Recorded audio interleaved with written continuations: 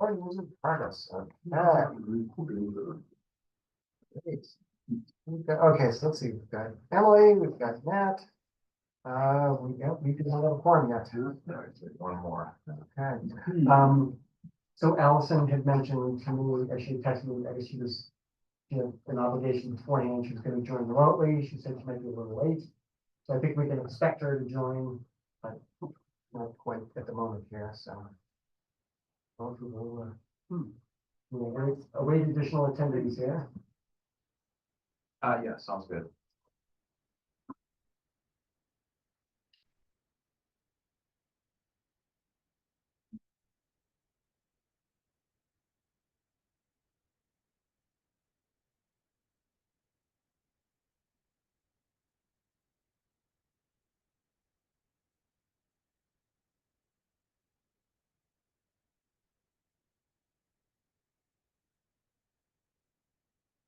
As a point of order, the chair asked, I don't think we've ever been in this position before.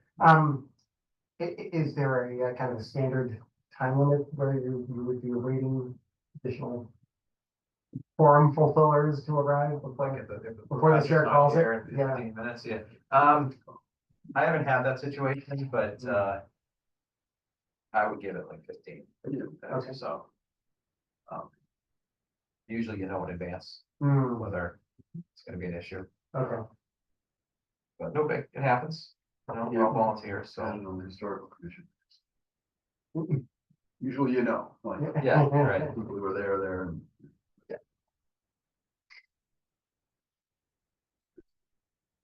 one member who was a maybe would say, "Oh, well, we should do it anyway," and it turns out. Exactly. So, well, we know we're missing Phil, and then Alicia, and then Allison. So, gosh.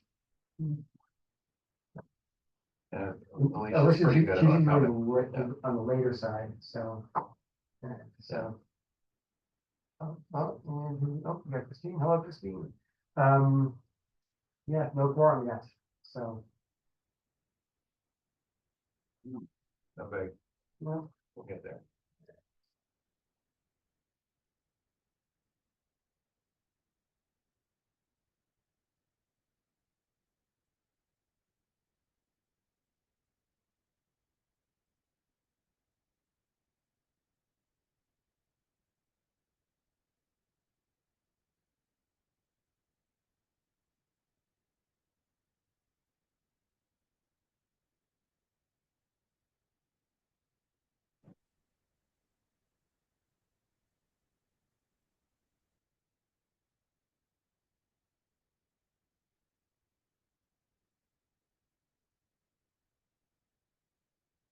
iPhone 4. I think iPhone 4 is Alicia. Yep. That'd be good.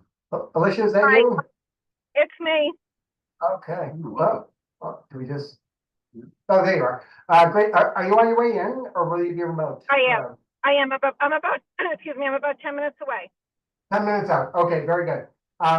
Well, Alicia, you are fulfilling our quorum at this point. So you are number 4 of 6. So Okay, I saw Steve, I did see Allison this afternoon at Town Hall, and I think she said that she's zooming in. I know that she had to be at another meeting tonight as well, so she may pop back and forth, just so you know that there's another member probably coming. Yes, thank you. She communicated similarly with me earlier as well. So Okay, okay, great. Yep, great. Okay, good. So let's see. With that, I will not impose on anyone else. I will take this upon myself. Pursuant to Chapter 2 of the Acts of 2023, this meeting will be conducted in person and as a courtesy via remote means in accordance with applicable law. Please note that while an option for remote attendance and/or participation is being provided as a courtesy to the public and board members, this meeting will not be suspended or terminated if technological problems interrupt the virtual broadcast unless required by law.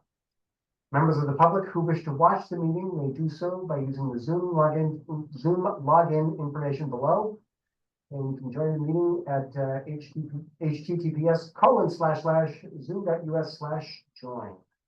The meeting ID information is right below. There we go. So with that, I'll call the meeting to order. It is 6:09 p.m. on May 29th, 2025. This is the meeting of the Town of Duxbury MBTA Communities Working Group.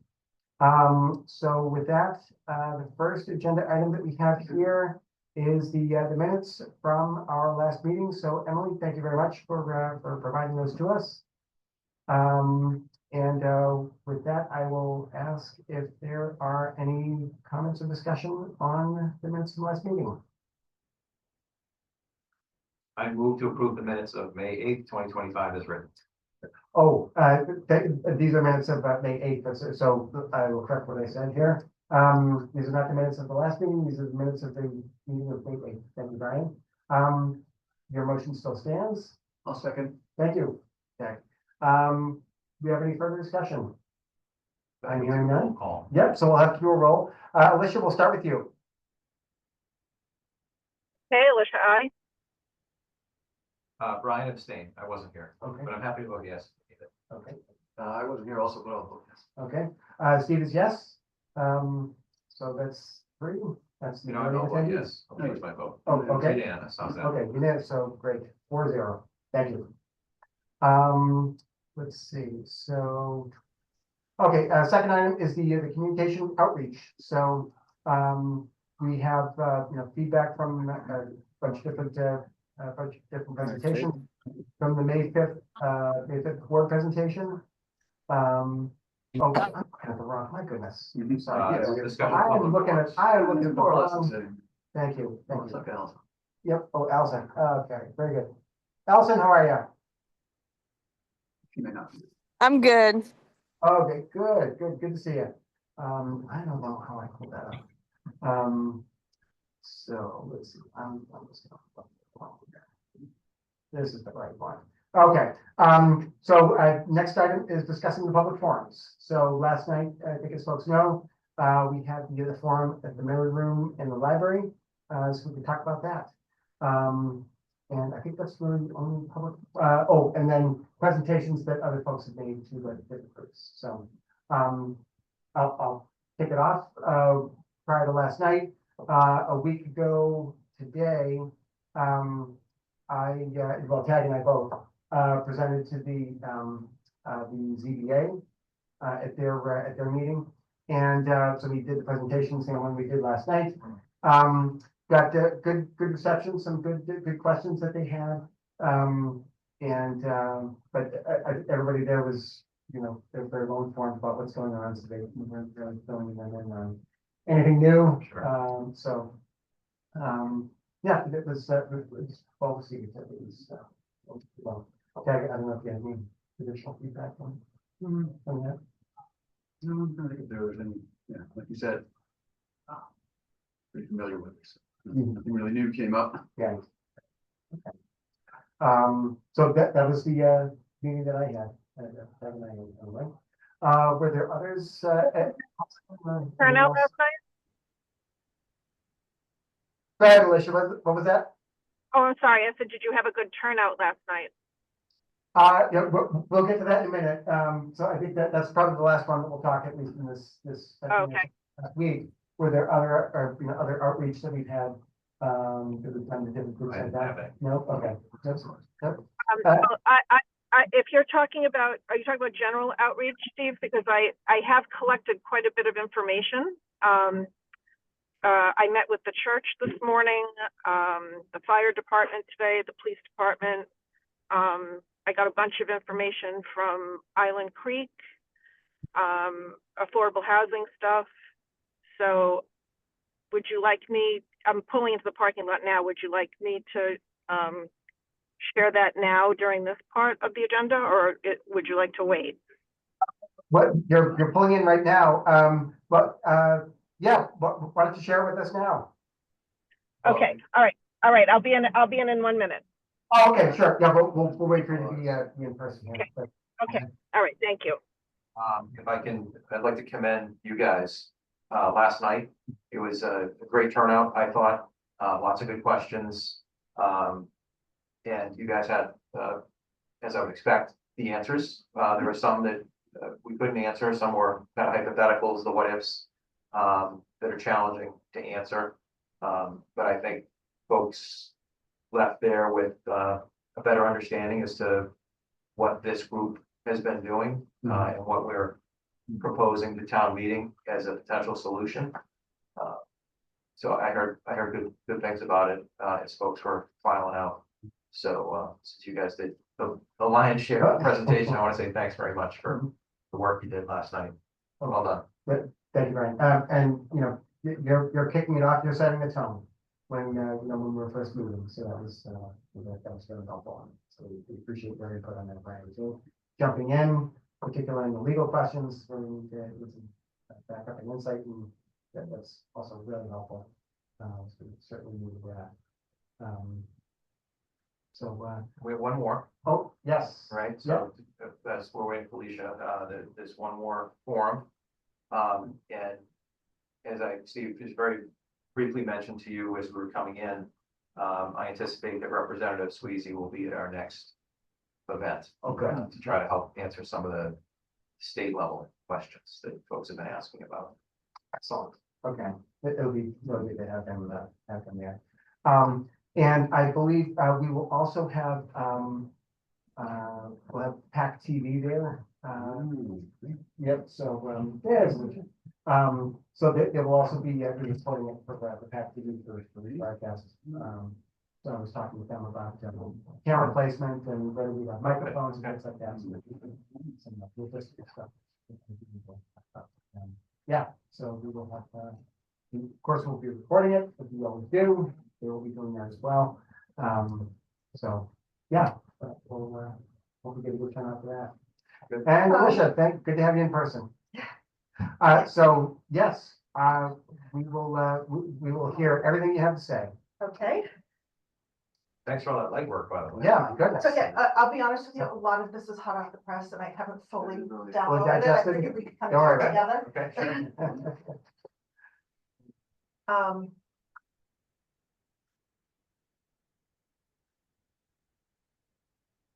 So,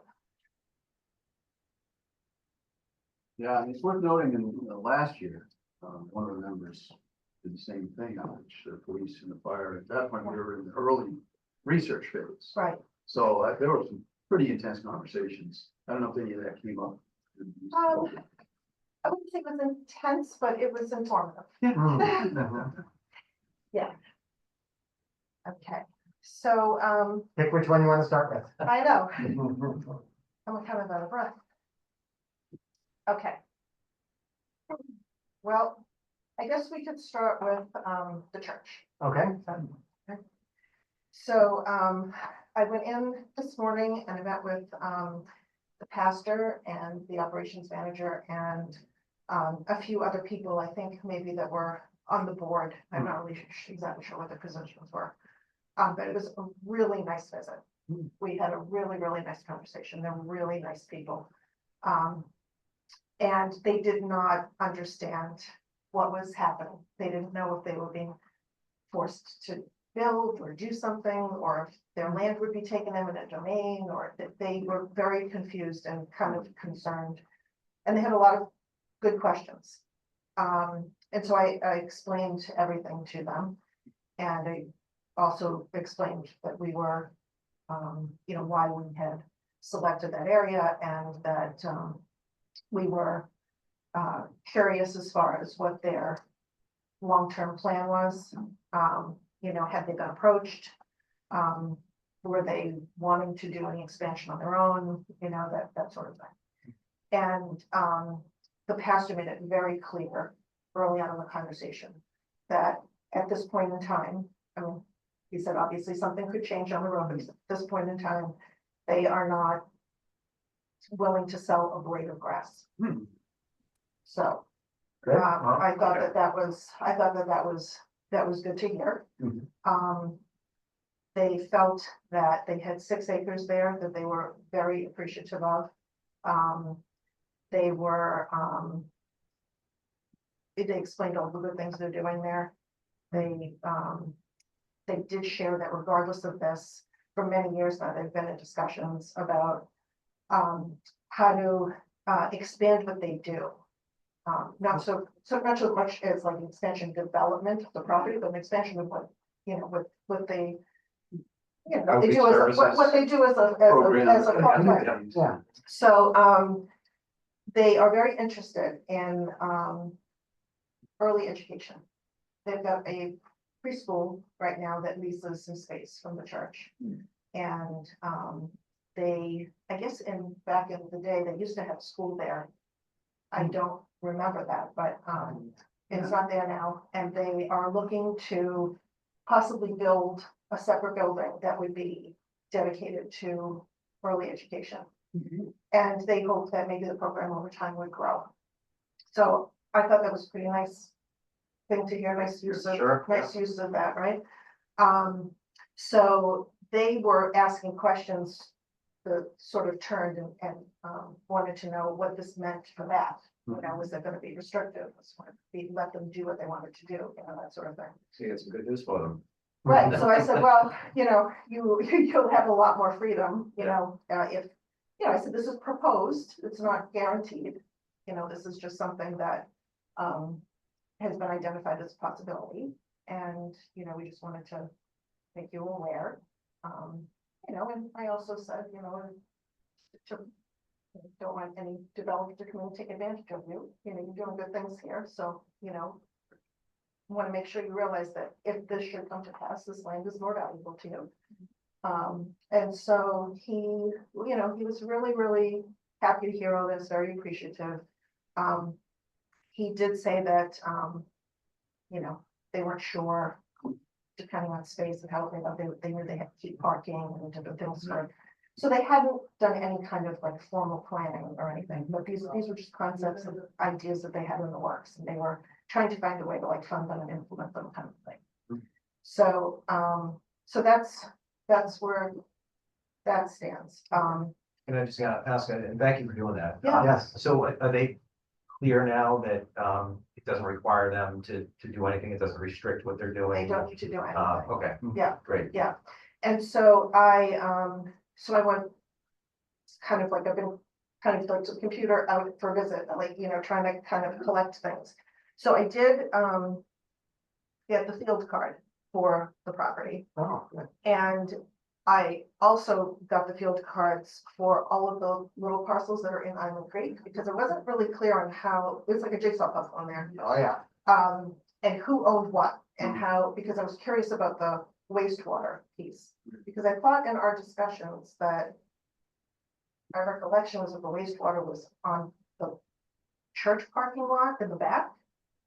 But that's actually not where it is. Oh, okay. So, so that sent me kind of down another path, because the wastewater has been obviously a topic of discussion, because that is either going to restrict or not, and right.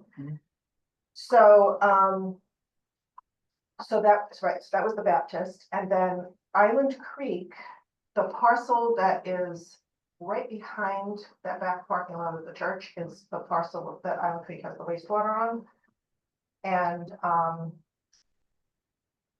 so I went to see Lauren Hash. Yep. And asked about that, because I thought it would be good to know, where are we at with that? What was it permitted for? What's the capacity? All of that. So I did. I didn't have time to put it into the, so I printed you all out a copy. Okay, so you can see that too. Okay, and to be honest with you, I haven't really read it yet. So I thought maybe we could just go over this together. It does appear upon quick glance that they are at capacity. Just for we're looking at something that folks online don't have. Oh, So okay. I'm thinking it might be a good idea. Oh, hi, how are you? Come on in. So it might be, I would you like to read Lauren's email? So that, Sure. So, right, so this is Lauren Hash. She's the Assistant Health Agent, Board of Health, and she's the Assistant to the Zoning Board of Appeals.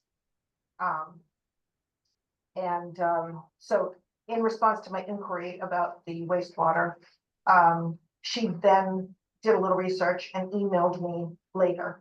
And that's what this is. This is her email to me explaining what her research found. Great. Hi, Alicia. I found the approved design flow plan for Island Creek Village. Mass DEP issued groundwater discharge permit SE 0-908 for 66,094 gallons per day based on the application and proposed design plans that were submitted by Island Creek Village. The attached page from the design plan set gives a detailed flow calculation outline for what was existing on the site at the time, as well as what was proposed at the time. It is my understanding that all of the proposed structures have been constructed at this time. Although I could not locate an as-built plan, they are required to build based on the DEP GWDP, which is the groundwater discharge permit. The permit states 66,094 gallons per day. I hope this gives some clarity, as based on the plan, the plant is at capacity. Although the usage may only be half of the 66,094, Title V dictates the design flow requirements based on the usage and square footage.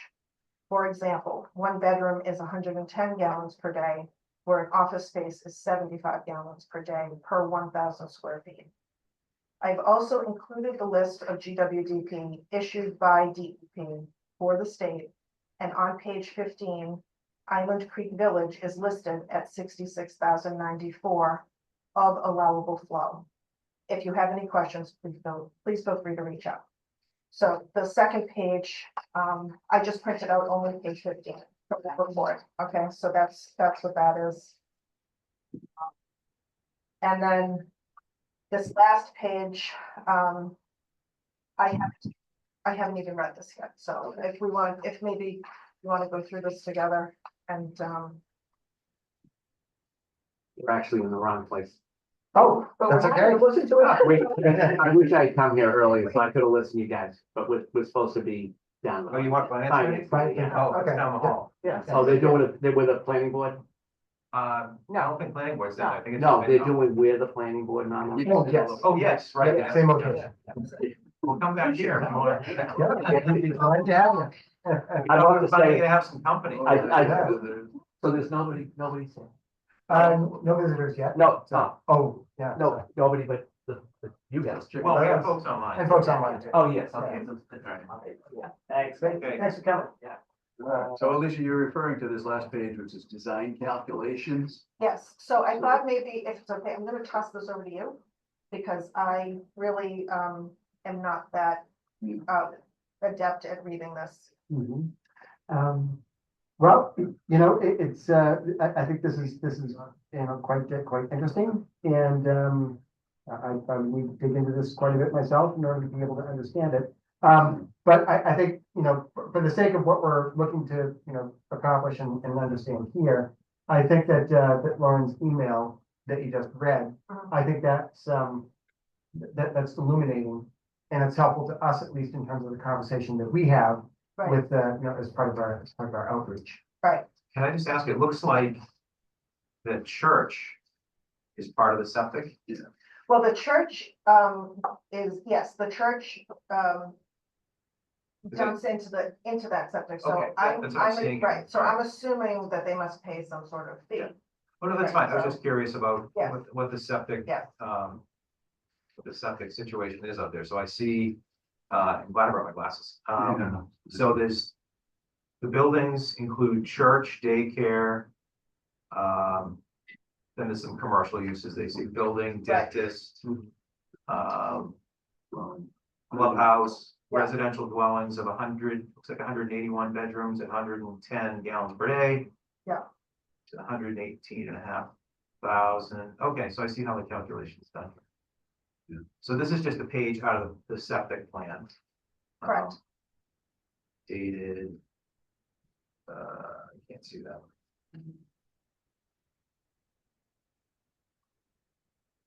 July And 2010, my eyes yes. aren't that good either. Yeah. Oh, 7/22, Bottom right. 7/22/10, July 20, July 20.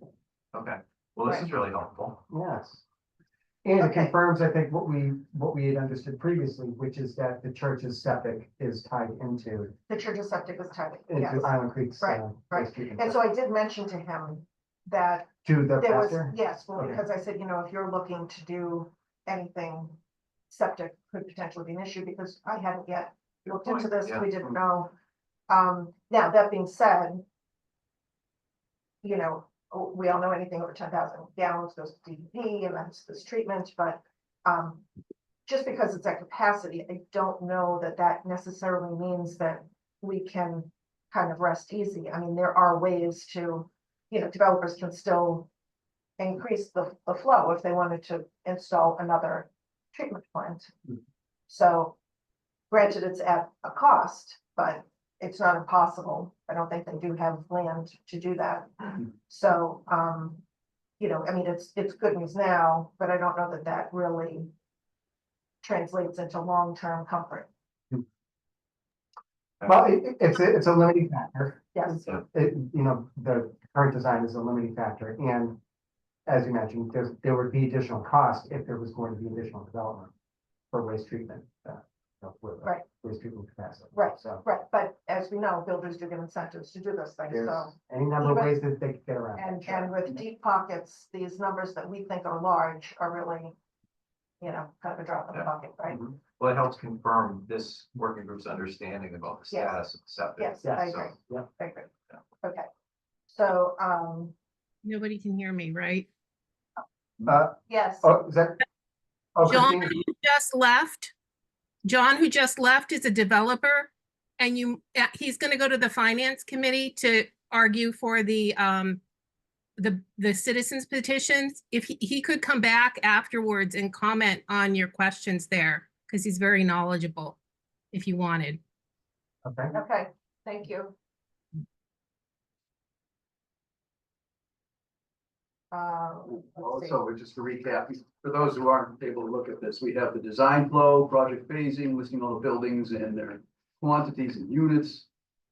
And then the second column is the effluent criteria, tank selection, and the actual design flow and septic capacity specifications, which is where you get all the gallons add up. And then there's a lot of detail about the different phases or sections of the system: flow equalization tank, FET valve chamber, pre-anaerobic anoxic tanks, aerobic tanks, membrane bioreactor, disinfection with ultraviolet light, final effluent pump system, effluent valve chamber, and effluent disposal. And it also calls for a standby generator, gas powered with automatic transfer. So by my reading, there's at least a dozen giant concrete boxes buried under the ground for this system. Mhm. And if they needed to double it, they would need to put in another dozen giant concrete boxes. Somewhere. Right, but over time, now, this is based on my, I don't build at that level, okay, so this is somewhat limited, but I do believe that over time, these systems get more efficient. And they, I think you can maybe assume also that these don't last forever.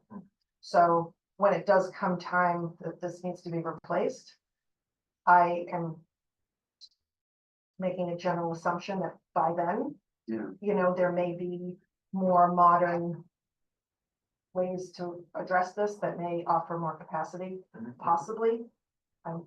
That's a fair point, yeah. So, Yeah, I mean, it gets right to the question that was asked yesterday. What is the constraint? It's really a limiting factor. Right. And I don't see anything in this that would indicate that it's not. Mhm. Seems to reinforce what. I also, as long as we're on Island Creek, I got a call in the car, so I'm scribbling notes here. So, okay, I finally got in touch with the person who is the assistant manager over there, Oh, at at Island Creek. Okay. So I got some information, which I thought was helpful and interesting to me, because I've been understanding this whole SHI affordable count thing over there totally wrong. It's, I think, and we've all been assuming that it's been this other formula that it actually isn't. And again, I don't know yet what that means for the Affordable Housing Trust yet, or the town, because this is, again, just brand new. But I did go and get I got a shy, SHI, yeah. count Yep. for the town, and so Island Creek here has 3 entries on the SHI. There's Island Creek East, Island Creek West, and Island Creek Village North. Island Creek West are the 48 units that it technically expired in 24. Hmm. The 58 units at Island Creek East are set to expire in 2032. Now, we've been calculating or assuming that the calculation was the 58 and the 48 together, representing 25% of the whole amount, which was then allowing the town to absorb the 320, right? That's actually not what it is. Island Creek North has 214 rental units that are affordable as well. So it's the 58, the 48, and the 214. That equals 320. And all of the units over there are affordable. Mhm. Or were, sorry. Well, okay. Yes. So the 48 units that expired, out of the 48, there were only 6 left that are affordable. The rest of them are now back at market rate. Uh-huh. And they have no intention of reapplying to make those affordable. She doesn't know what the plan is for the 58 that are coming due next. She said that that was kind of out of her scope. And those are the ones in 2030. 2032. 32, yep, okay. Now, the 214 are listed here under the affordability expires column as in perpetuity. Okay. So, so I'm not sure.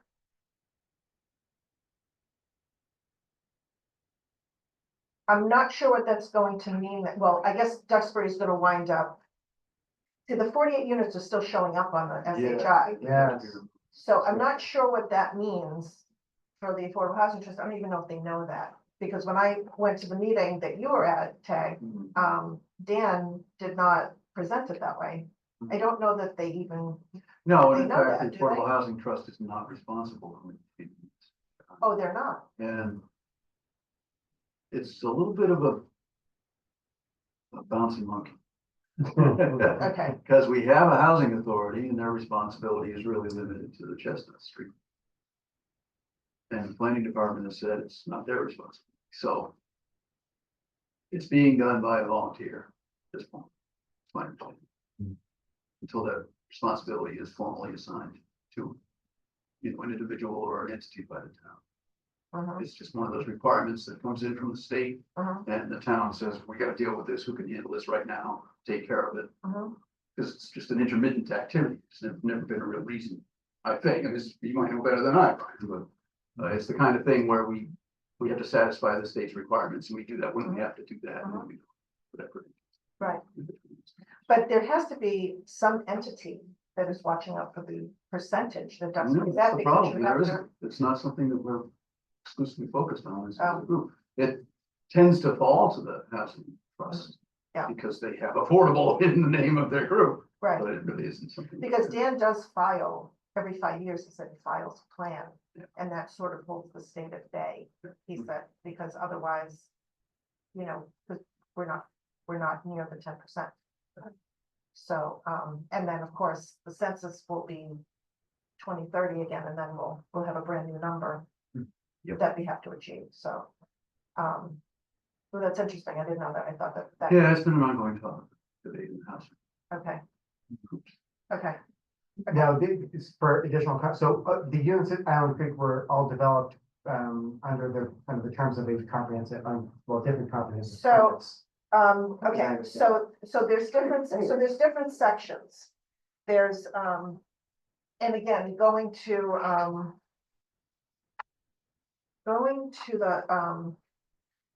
the field cards. The parcels that are in the front along, 53, not 53, Yeah, 3A. Yeah. Those 3 parcels in the front are not owned by Beacon. They're owned by Keith. And so Keith Properties is a construction company. And they own some land. Oh, what is that? Very cool. Oh, thank you. So they own some land, but they are primarily the builder for Beacon. Beacon uses them to develop their properties. So Beacon is the manager of those properties. They don't own them. I thought that they were intertwined somehow. Or Yeah. I thought Beacon had like, maybe purchased them or was owning them. Yeah.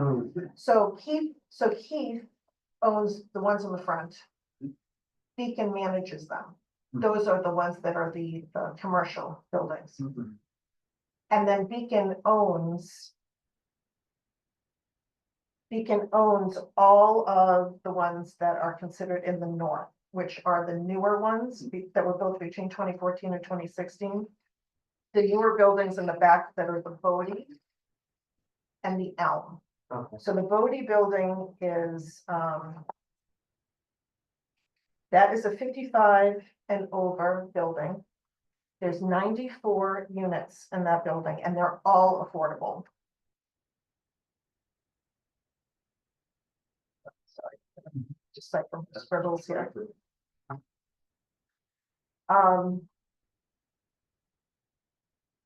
And then there's the Elm building, which is mixed ages. Are there Yeah. any age restrictions? So, okay, so yeah, Bodie is 94 apartments, 55 and older, all affordable.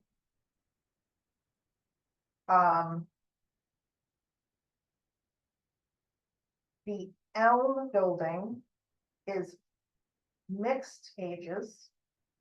And And it's both- by mixed ages, does that mean that, is it restricted in any way, or does that just mean anyone of any age can live there? Anyone of any age? Oh, so unrestricted with age. Okay. Unrestricted with age, and it's a combination of market and affordable. And she's not sure the exact breakdown, but she thinks it's somewhere around 50-50. How many units? And there are.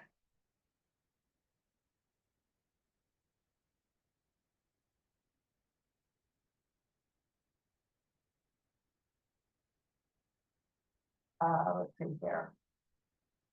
Forgive me, I'm sure it's here somewhere in my scribbles. Don't see it offhand. And then there's the west section and the east section. And the east section is the 58 units that are going to expire in 2032.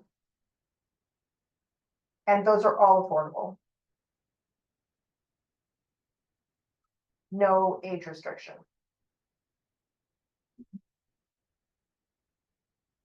And the west units are all market rate, and that building is 62 and older. But that's, there were 48 units and only 6 were. Sorry, hold on.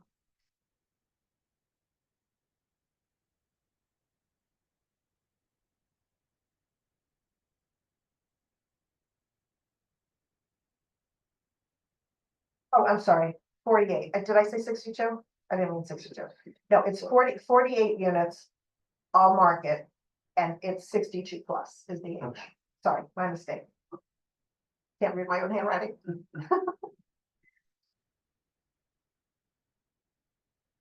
So that equals the 320. That's where the 320 is That's where coming we're from. coming 320. Yeah. Okay. So we are currently getting credit for all 320. And I don't know what will happen with that, but it hasn't fallen off the SHI list, but maybe that's just been overlooked. I don't know.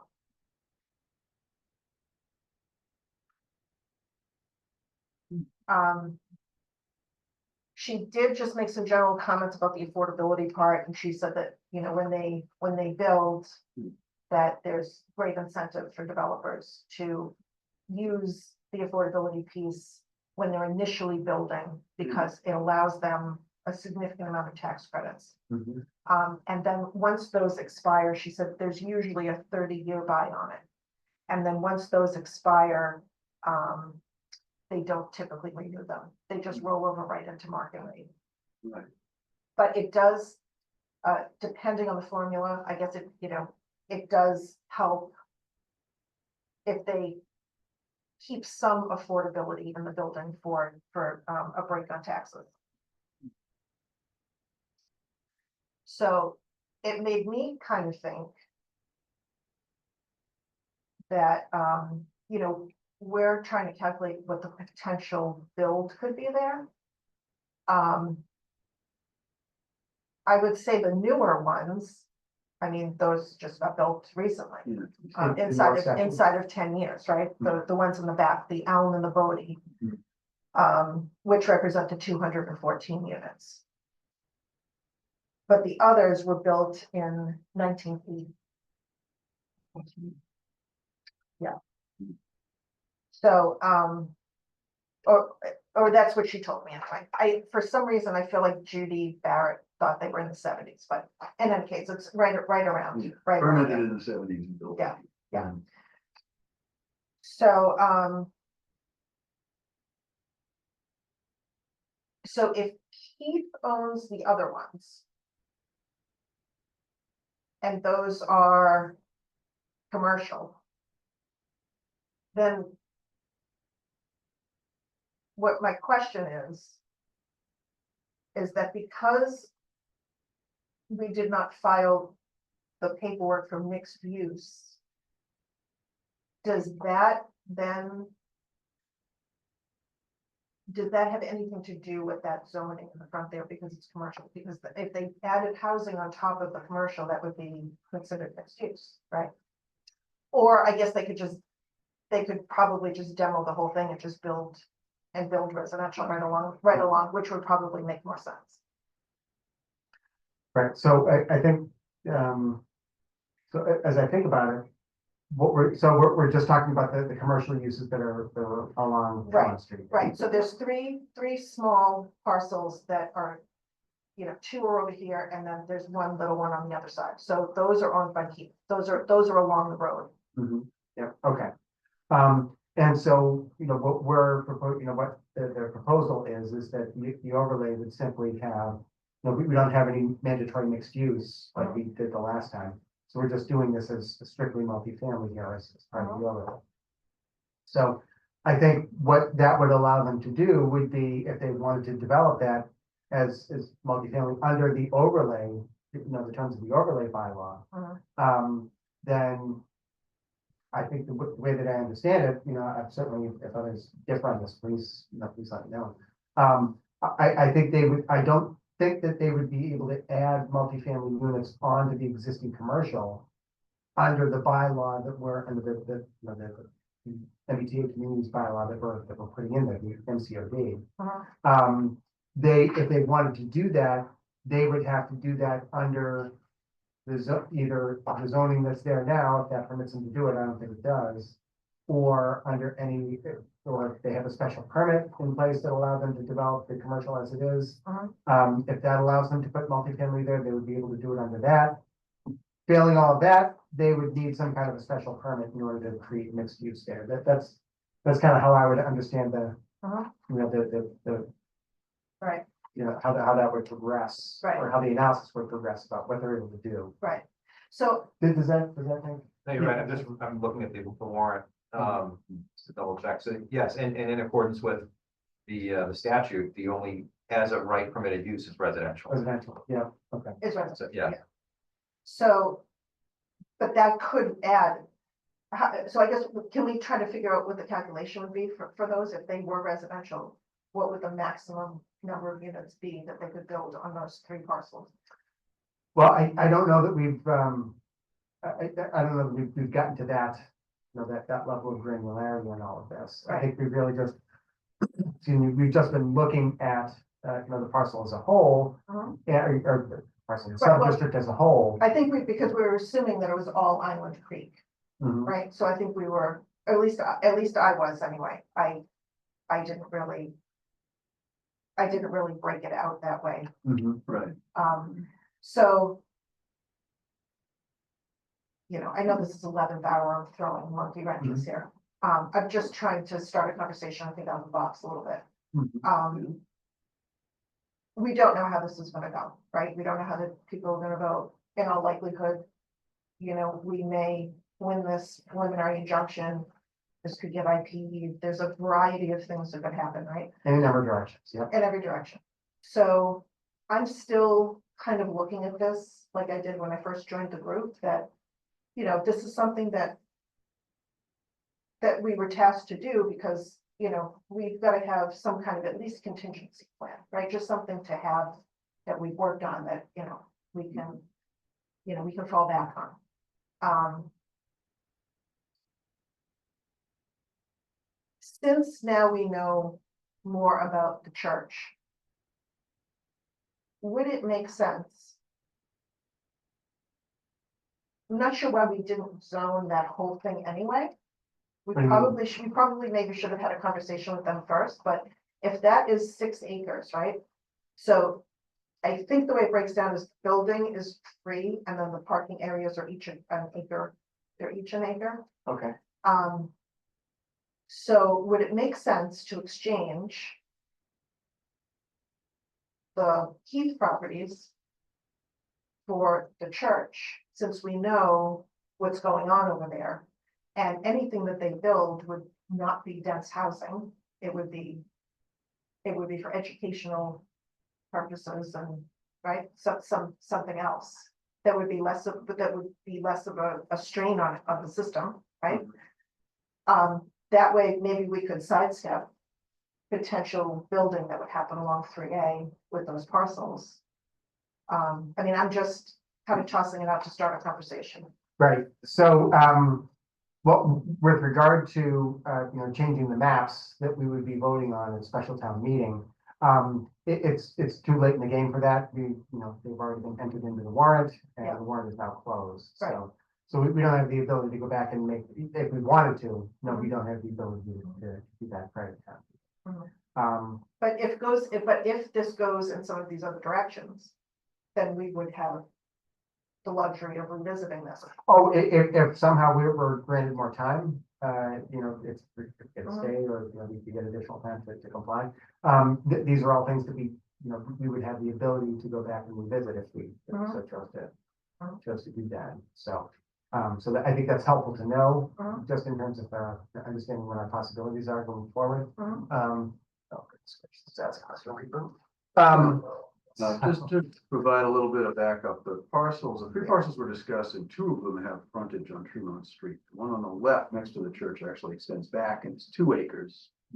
The one on the right of the entry road, Tremont Place, is 1 acre and it's got a building on the front and a road through the middle and nothing behind the building. And then on the right up on the hill, not on the street frontage, is another 1.2 acres. The address is 42. So those are the 3 parcels, and if you add it up, that's 4.2 acres. Okay, That's good. okay. So if you want to do the basic math, which we know is not a good idea, because it's an average across the whole district, so I don't know that you can actually take 4 acres and say 19 per acre. I don't know if that actually works, but if you do that exercise, 19 times 4.2, about 83. Mhm. So, okay, so that at least gives us some idea what's Yep. potentially possible there. And I also like the idea of helping the church. Yeah, Mhm. and the parcel that the church sits on is 2 acres.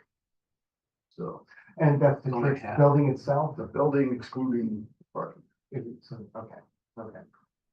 And I think the reason why we excluded the church building itself was because we didn't need it. You know, we wanted to keep the size of the district, you know, to an absolute minimum. Mhm. And, yeah, and so we kept it to, 50.1 and we added 2 up. Mhm. So, we didn't, like I said, we didn't include it because we didn't need to have it calculated, and that would just increase the numbers, and so on, so. Yep. That's why we. But it also would, I mean, in the event this passes and is developing, you know, and you go down that path. There was discussion when we were going over bylaws about how we could possibly control the excessive building near the road, right? Mhm. And, we were limited as far as, signs and the direction, the way buildings would be positioned, all that. By eliminating those in the front, that kind of takes care of that in a way, right? Because you wouldn't be able to build it because they wouldn't be in the overlay. So it would keep the buildings by the road, As they are. as they are, yeah, Mhm. and the rest would be tucked away. Mhm. Very helpful for, if we do get to eventualities, and we do have the ability, if we do have the ability to reconsider Mhm. that, I think that's certainly something we can discuss. If it comes to that, but as of right now, I don't think we have the ability to change. Right? No, I understand it's locked into the warrant, but, I think that, there's still discussion to be had with the select board on, what direction, you're gonna go in, right? With, What do you mean? well, don't you have to vote as far as whether or not this is gonna get, IP'd or not, or? No, we're gonna vote on the 9th as to Yeah. whether to recommend. Yeah. Just like the, finance committee's already done, planning board's already done. Okay, We will likewise vote. Yeah. But as to the, IPing or whatever, what we vote on at, select board will be our recommendation to town meeting. right, so you're waiting to cast your vote until after you get the judgment, hopefully. No, we're voting, on the 9th. Who knows when we're gonna get the ruling on the injunction? I've heard. Oh, I'm people sorry, say I thought you meant June June 8th, 9th. Yeah. Oh, but is that what I said? Yeah, June. no, yeah, June 9th, yes, yeah. June 9th is the select board meeting that we'll be Yes. voting on the warrant. Yep. I've heard, that the court is, likely to rule by June 8th. I don't know where that comes from. In my experience, the judge issues the ruling when he or she gets to it. Now, with that said, the court is aware that we and other communities who are, filed requests for an injunction are having special town meetings coming up. So, my hope is the court is gonna issue something that we can work with, so we'll at least know, whether we're gonna have the injunction. But I think it'd be tough to speculate what we're likely to do until we see what that ruling is. Yep. Because the rationale for the ruling is likely to influence Mhm. what our decision ultimately is gonna be. So just to kind of, I know I'm kind of skipping around here a little. But I did see, when I'm trying to spend some time on what other towns are doing too, it's, town meeting in Tewksbury was May 5th and 7th, and Weston was May 5th. And I see here that the planning board in both instances did not recommend. So I want to just, I guess I'm curious because, more so with Weston, because we share the same town council, and we were, right? So I'm curious to know if town council had ever mentioned this as an angle, or was this ever discussed that planning board could maybe, take this route Of not, of planning board not recommending? of not recommending? Yeah. Well, good question. Planning board's already voted. Right, but was there ever discussion about whether or not that was a possible angle for the planning board to take? Yes, go ahead, yes. My experience with the planning board, that's not the type of conversation you have. Okay, Now, if you have a bylaw, they'll look at the bylaw, right? If you have specific legal questions, case law, particular instance, Mhm. It's a back and forth dialogue. Mhm. But as far as like council recommending something, Yeah. that's, that would have to generate from you. yeah, as far as the actual governance decisions about the town, that's Council provides advice. beyond the pale. Advice council, Right. and the board provides. Well, I advice. just, So- but there's some strategizing going on too, Yeah, right? yeah, no, it's a fair question, like, has the planning board ever asked legal counsel? Yeah. What do you think about us not recommending compliance? Right. To my knowledge, that conversation. Okay. I don't. Is the planning board, do you think, willing to enter into that conversation? They already voted. We've already voted to recommend it, so. So, I think but, that's- so what happens when a board votes on something like that and they change their mind? I mean. I do it think individual just- members could change their minds, but Yeah. that's. But once there's a vote, there's a vote, and That's that's it, it, you yeah. can't. There would have to be back. another hearing, I think, and it's, we're too close to special time meeting, Yeah. the whole nother hearing. If that was something that we were even entertaining doing, so. I just If we're not. procedurally was curious how that. Yeah, I don't know. Sounds like, voters remorse or something. Yeah, right. The planning board and, FinCom both voted on this article, recommended favorable. Mhm. So select board's the only one. Yeah. Yeah, we'll have that on the night. Okay. And I think, So that's, yeah, great research on Island Creek, that's fantastic. Yep. Some perspective on how, Dewsbury and Weston voted, Yep. that's. and then, that's I don't know that we want to get into too much of the conversation with the public safety, because I think we already know that, there's significant, presence over at Iron Creek for both the fire and the police. They both felt that, they're running pretty thin as it is. And, any dense housing anywhere where people are living that close together, causes conflict. It's, causes, there's just, So different the things word that that happen. Paul, our prior town planner, used was mischief. Mischief. That was a very helpful. Right, Yeah. right. So there's a myriad of things that goes on over there. They make quite a few calls over to the village as well, but those are just more straight medical calls. Given the where- demographics of the Right, population. and where Island Creek is definitely more of a blend, let's say, of things, and some of them not so great. Mm. So, Yep. adding anything to that mix would certainly not be helpful. You have pretty much surmised that from the outset. Yes, So, yep, very good. okay. So that's all I have on that. Very, very helpful Yeah, that's information. great. Thank you, Alicia. Can I just ask one other question? As you were talking to the folks at the village at Island Creek, I presume we're still cool with the numbers, the actual unit numbers that are over there, unit count that we've been relying upon. I don't know why that would It's change, three but 320. so we're sticking, so they That's how confirm. many, yes, they Yeah, okay, confirmed that they right. have 320. That's important to know too, in case for some reason there was a discrepancy in the paperwork, or whatever. Yeah. Okay, thanks.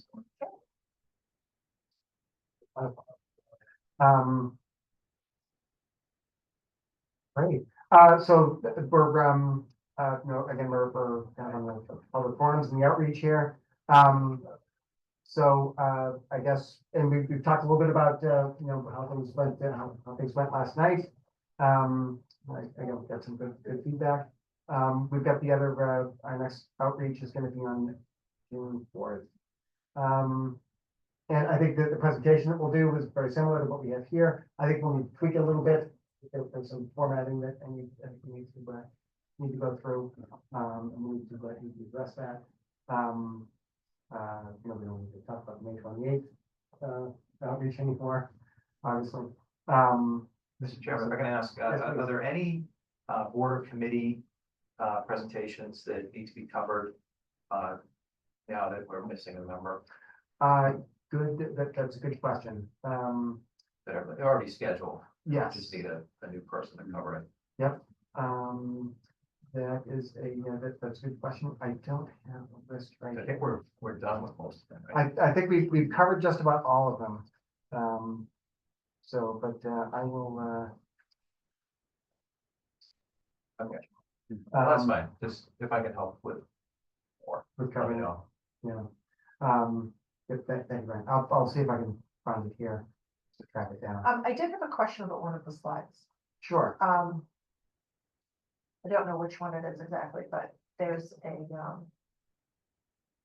a correlation being made between Hingham and Braintree and us. Mhm. And I'm just wondering, because when I look particularly at Braintree, I don't see the commonality there, and I'm just wondering what that commonality is to the rest of the group here and why that is in the slide. Mhm.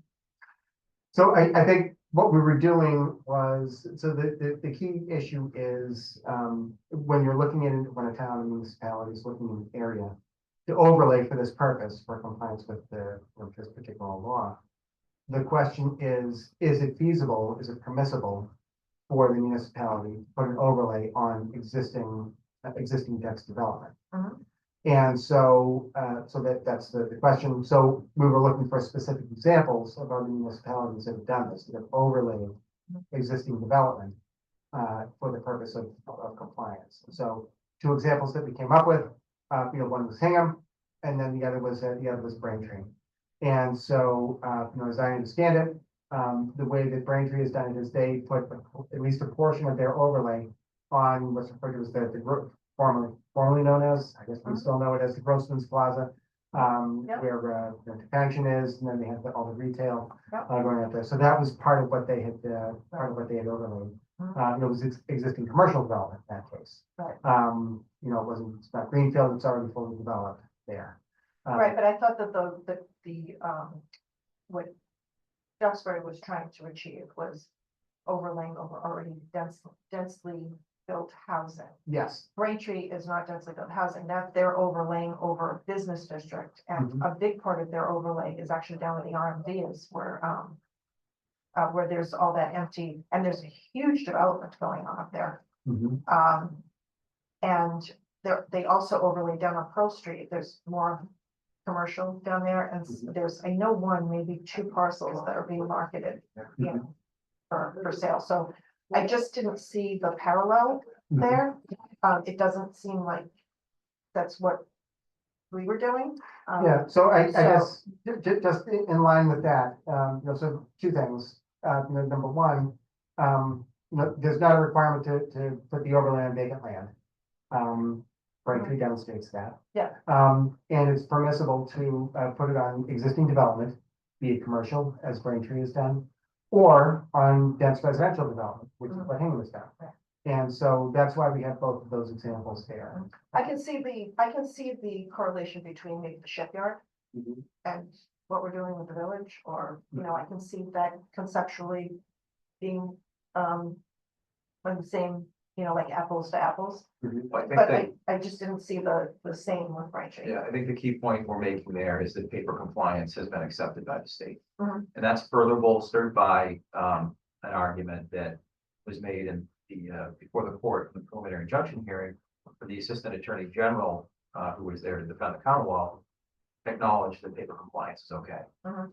So there are folks who were saying, and last night even, why are we doing paper compliance? It seems silly because it's not going to result, or it's unlikely to result in development that the state is intending Mhm. for us to build. And the answer to that, or the example, Mhm. is that other towns have taken this route, and it's been accepted by the state. As silly as the process seems, that's an acceptable method Mhm. of compliance Mhm. from the state's perspective. Well, there's definitely a loophole in the, you know, the regulation there to allow that, but. Yeah, but that's why the examples are there, to answer your Right. question. Right, but it's, you know, again, I mean, this is. Yes, they're accepting zoning, but it's with the hope, right, that eventually they'll be building in these areas. I mean, they're trying to achieve housing, right, so it's gonna be, you know, like, I feel like they're laying the foundation for eventual building in these areas. That's the whole idea behind, Yeah, right, behind the right. law and regulations, so. Right, so, I mean, I feel like. You know, when we tell people it's just zoning. You know, it might be just zoning today, but it's zoning with the intention of building at some point.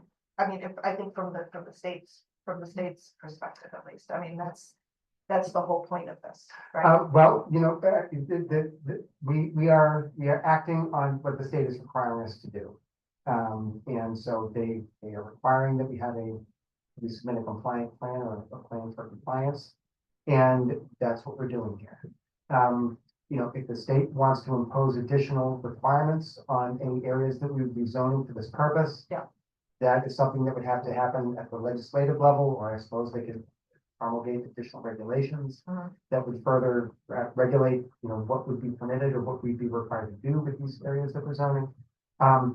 That's all complete speculation with regard to where that might go. And I think and speculating on what could happen there is, I really think, beyond the scope of what we're tasked with doing here. So does that make sense?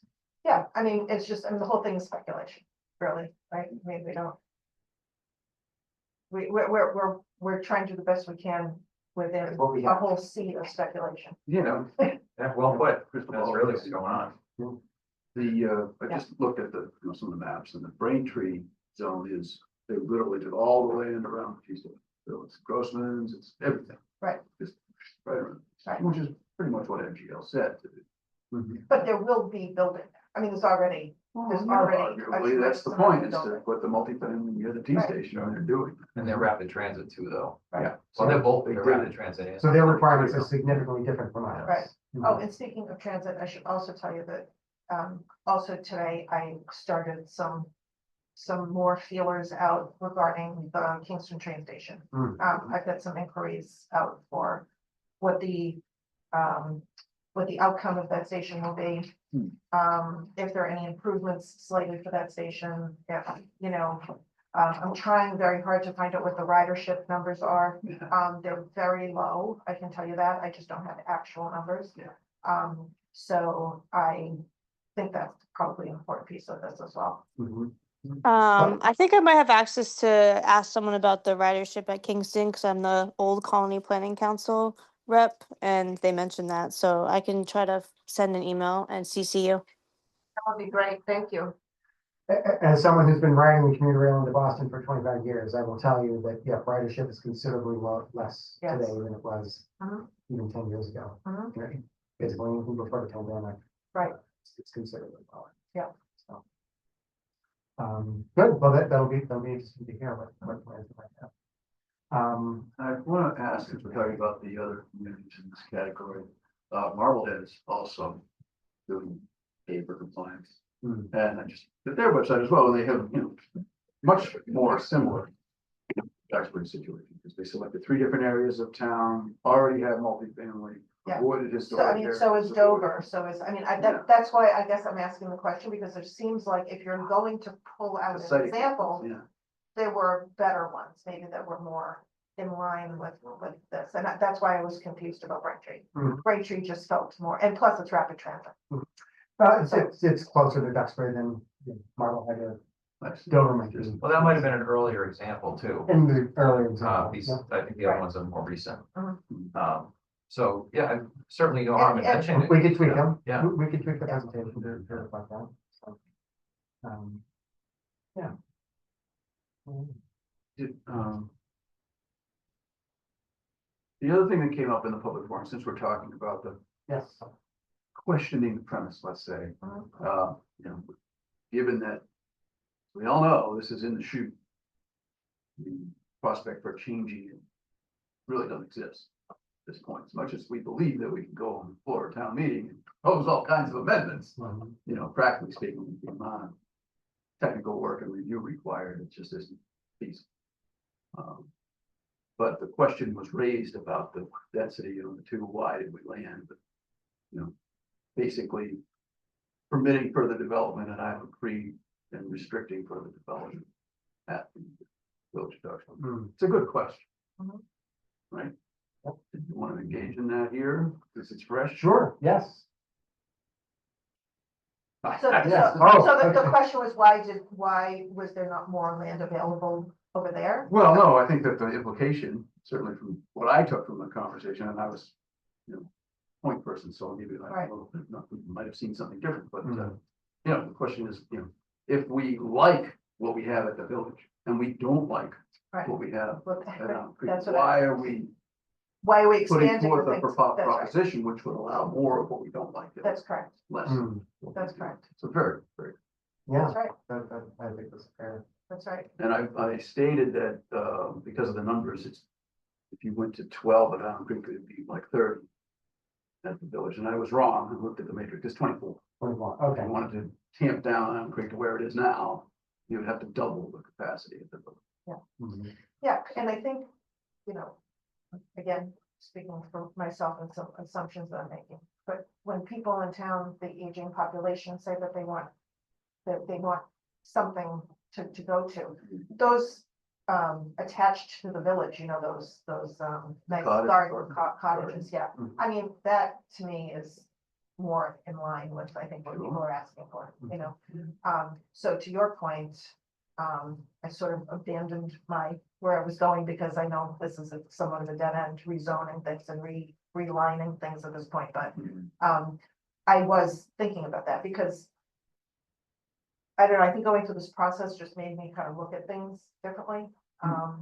And especially after talking to the police and the fire and all, and I said, you know, why are we handing this golden ticket to a developer that's going to just add to our problem?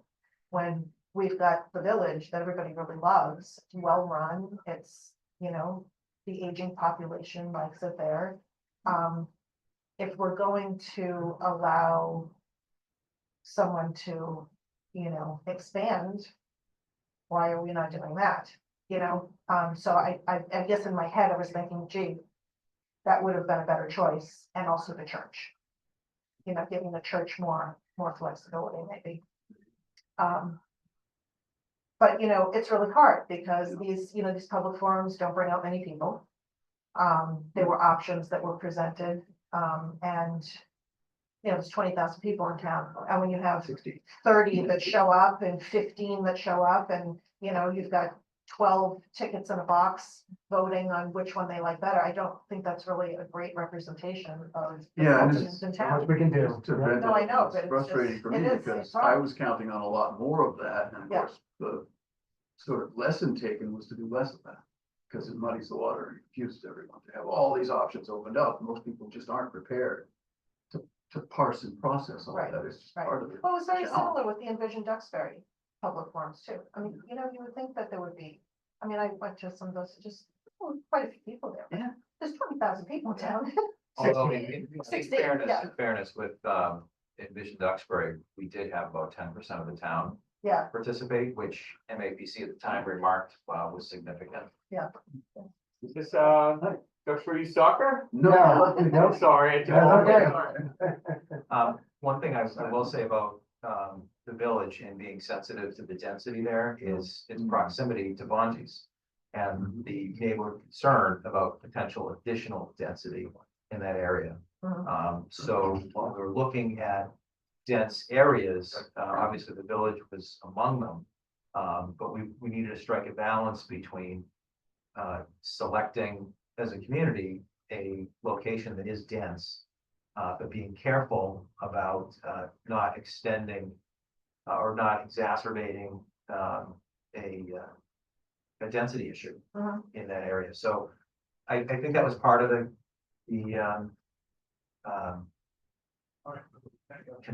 calculus. Yeah, I guess we call it calculus. Yeah, Um, that's true. that there was great concern of folks in that part of town, particularly along Autumn Ave, who spoke very eloquently and appropriately about potential impacts, which include other things like high groundwater over there and just the fact that, we didn't want to we wanted to take into account the lots of the great impact, the great input we received from people in the area and demonstrate that, yeah, we listened. Mhm. And we're not shoving this down anybody's throat, and we're trying to do the right thing.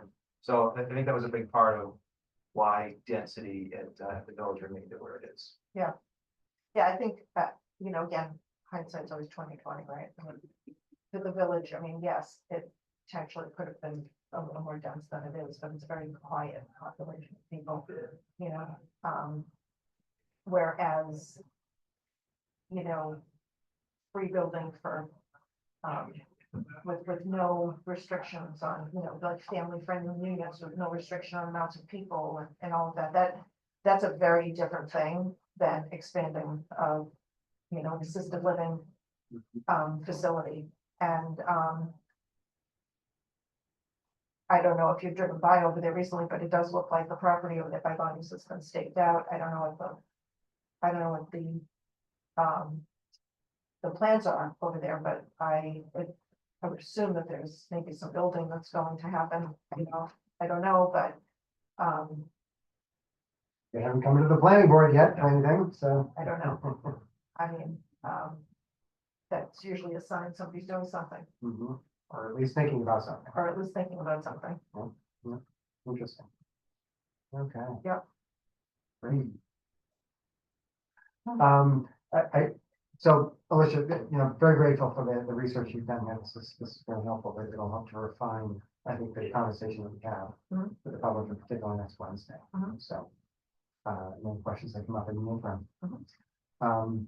Great. Any other discussion or feedback on, discussions that we had last night, recently, and Well, I mean, anything that we're planning to do on? what was the tempo last night? I mean, were people supportive? Were they angry? Were they questions? Very All good. the above. All of it, yes, yes. Everyone sat in the back. Yeah. There was Yes, no one in the there was front. no one on the Well, no, floor. That was- Kristen wrapped on the plane. Oh, Kristen was there, yeah.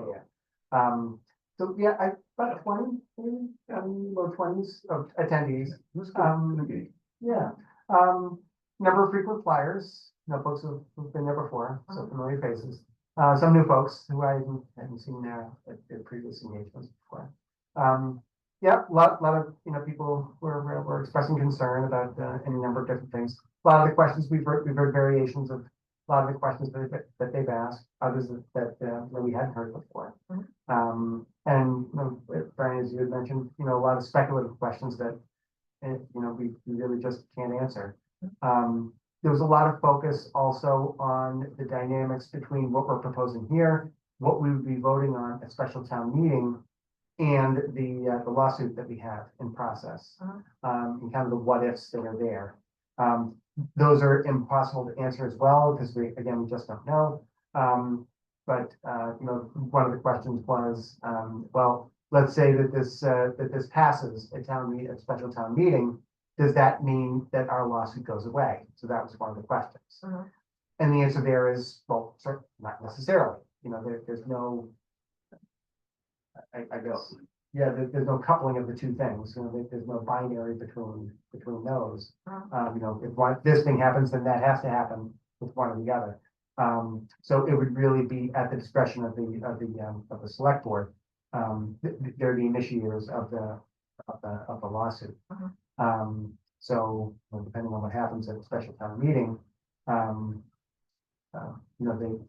would really be up to the select board what happens with the lawsuit. But then in the interim, of course, we're expecting that we'll have some feedback or some form of decision from the court with regard to the lawsuit. So I think that certainly will inform, it may inform voting, and it may inform any number of different actions that we may take prior to, during, or after special town meeting as well. So, again, things that we just can't answer, but we can at least provide some context around saying they're not strictly linked to each other. There's no, one does not strictly influence the other. Right, they're all pieces of the puzzle. They're all pieces of the puzzle, exactly. So that was one It's question. a good segue, Mr. Chairman. Please. Town manager passed to me some information that this group had requested Yes. at a prior meeting about Before we the litigation. to another topic, and I just conclude on What's this related to the question about the litigation? the litigation. Yes. And this will be brief. So we had asked some questions, or the group had asked some questions. Randy was able to secure some answers for us from town council, and just for the record, I'll read these questions and answers. What is this all relates to the town's lawsuit against the Commonwealth, seeking the exemption. What are our potential expenses if the injunction isn't successful? The answer is, according to our records, the town will build approximately $22,000 for the litigation by the end of this month. That's the end of May. And approximately $14,000 for both versions of the bylaw. So that was the work the town council did with us in writing the bylaw. Second question is the $14,000 estimate of the estimated cost of the injunction. Is the $14,000 estimate the estimated cost of the injunction process? Answer: the $14,000 are the fees the town has incurred in connection with the review of the two versions of the MBTA zoning bylaw, and is not related to the litigation. Second, to the point of the preliminary injunction hearing that was held on May 9th, the town has incurred $22,000 in fees.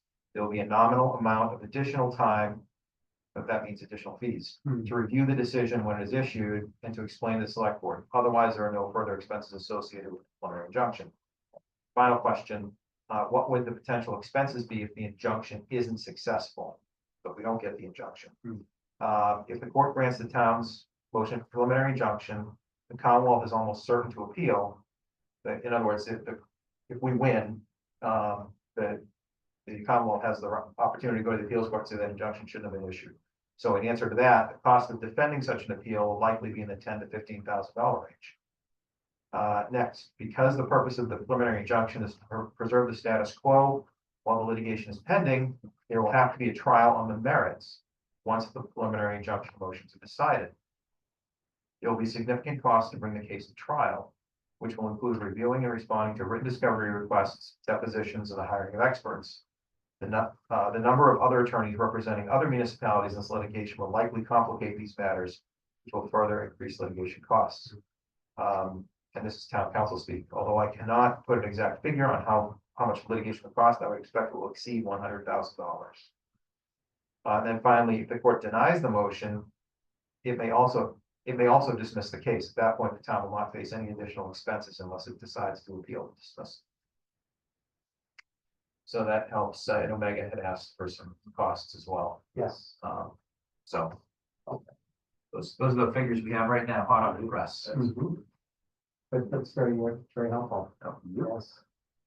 Yes, thank you. But thank you. Okay, well, so as far as, I don't know, the takeaway I got was at the end of the evening, there was a gentleman who specifically asked for the voters. The voters guide was mentioned in minutes, something that came up a couple of weeks ago, it was touched on last week, it's not on the agenda for tonight. I think it's reasonable to expect that we would discuss it. Yep. So it seems like a good idea. Voters are asking for a voter's guide. What does it mean if I vote yes? What does it mean if I vote no? And I've certainly pictured this in my mind numerous times. You know, there's what does it do to taxes? What does it do to grants? What does it do to the budget? What is it? Litigation? These things go down the line. Yes, no, yes, no. People need this. So. Yep. I posit to you, the chair, that the working group should take that as an action item and deliver it. I would amplify that a little bit to say that I'd recommend that the working group actually prefer a draft to the planning board request that the planning board offer a voter's guide and also cover the ADU bylaw. It's much more straightforward. I think people understand it. It's a lot easier to understand, but still, we owe it. I think we owe it to the voter. This is what happens if you vote yes. This is what happens if you vote no, from the town. Now, I looked into this, but the Commonwealth obviously does a guide to voters every year, ballot questions in particular. And those are put together by an independent commission. And the independent commission gets a proponent and they get an opponent and they do a separate, back and forth with each one and they vet the language. We're obviously not in a position to do all of that legwork, so we would just have to create it out of whole cloth. And I think, asking the planning board to sort of put the official town stamp on this is about the best we can do. Yeah, well, I think you raise a good point about folks being pretty open-minded during the forum last night. Yeah. They want to know. And that folks said, there were more than one comment, there was more than one comment saying something along the lines of, I'm not sure how I want to vote. I'd like more information as to the pros and cons. So, yeah, I mean, you make a good point. It's just tricky as to, how deep we get into, because there were lots of questions on the, ending. yeah, it's like, where do we draw the line? But certainly there's some top level stuff that we could probably sketch out as a, just draw a line in the middle of the page and left column, right column stuff. That's for our ledger.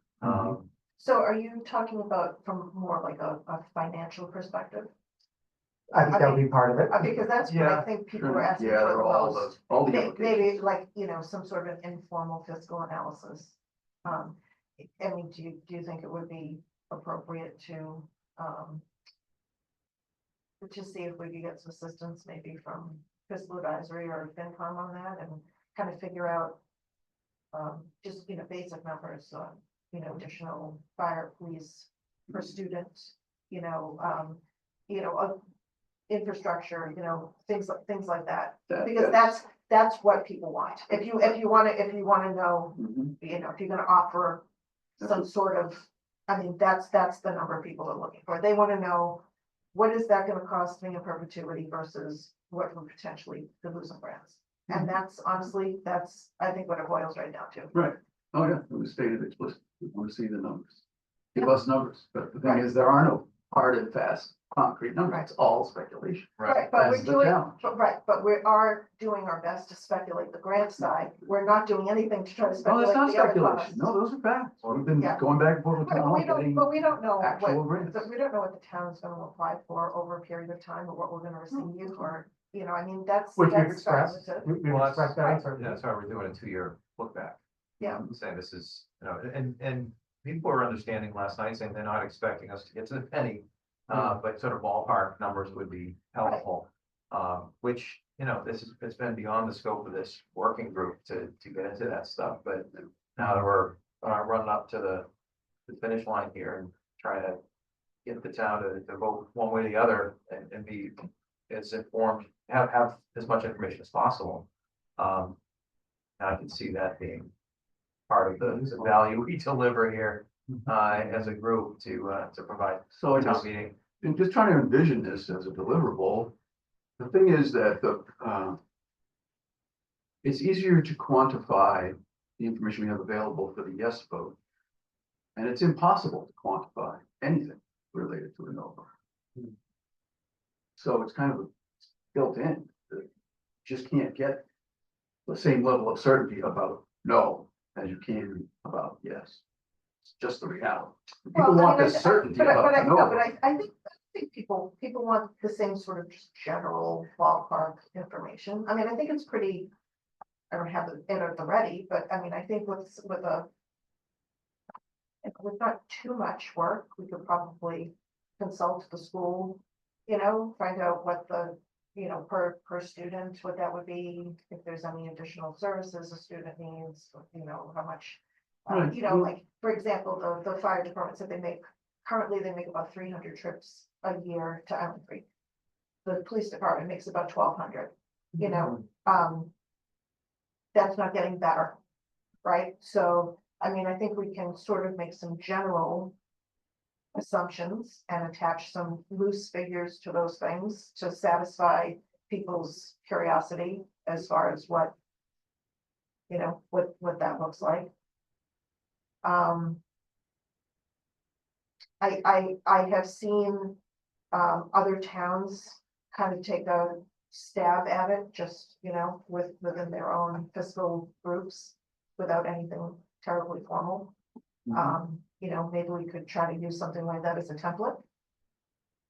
Yeah, and the state actually provides a very rudimentary, like, you know, multiplication and division template for exactly that. Yeah. Which, you know, last year we looked at and discarded as overly simplistic and unhelpful. Because, you know, there's a lot of subtlety, particularly about the schools, because we went through all this last year as we researched and tried to figure out, can we answer these questions? I mean, we're both here, and the answer was, we really can't answer these questions. Because in terms of the schools, the cost per student depends directly on the special needs proportion, Right. and that changes all the time. People come and go all the time. Which So is a it little changes bit- year to year. There's no trend. There's no way to say next year is gonna be like this year. That's what we learned. But another hindsight view. Go back 2 years and just say this is what we have. No, which, you know, which would be, you know, looking back to the village. You know, that takes pressure off schools, and that's you know, that's an older, you know, if we had drawn a bigger line over there. If there's any building over there, that would not have impacted the schools. Well, see, that's also not necessarily true because the village actually by policy preferences residents of Duxbury. And many of those residents are people who are moving out of their family home. So a new resident at the village who just leaves a family home in Duxbury actually creates a space for a new student in the school. So it's kind of counterintuitive. Steve, you got anything? Yes, oh, go ahead, Allison. Oh, and Allison, you're on mute. Hey, sorry, thank you. I was just also wanting to say about the village. I'm concerned if we increase the density at the village, it would incentivize as of right development. So we can't guarantee that it would stay the way it is. So personally, for me, just talking about increasing the village density, I am concerned that we'd be overlaying an as of right, and we wouldn't know what they could do. Obviously, they could expand what they have, but we don't know that. That's a risk. That's all I wanted to say. So it's a risk, right? I mean, we don't know if Well, they can do yep. anything. That's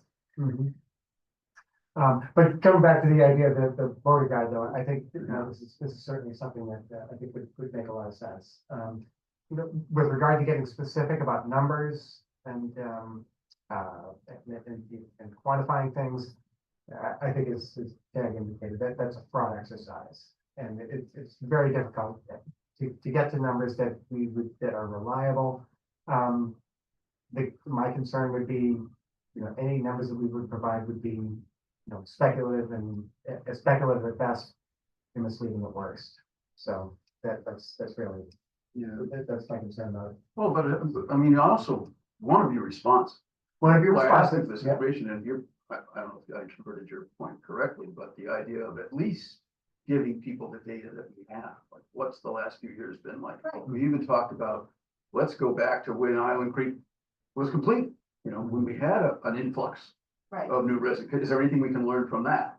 Right. I think that the amount of work required to do that, to try and find all the old data and correlate it, and the fact that it was in the past and situation's different now, it wasn't worth doing. That was what I recall from last year. And that's one of the arguments that the state auditor made in saying this is an unfunded mandate, is that all this work needs to go into the Yeah. analysis so Yeah. that the communities can appreciate what that impact is. So you're right. I mean, it is important to know.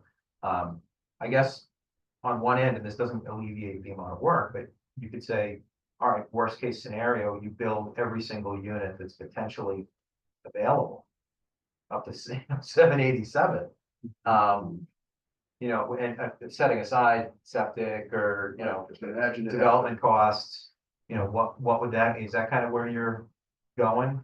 To peg a number? Well, I mean, I guess you could swing the pendulum completely in that direction and go for the max. Because that would Just be try to what, figure worst case scenario, right, with and you assume that They tear everything down. every and build apartment has 10 787 people units. in it. Well, I mean, Yeah, I- you go, oh, Right, but I mean, it's not really a bad thing to do, because that way you kind of have an idea of like, you know, what is the worst thing, and then you can work your way back from there.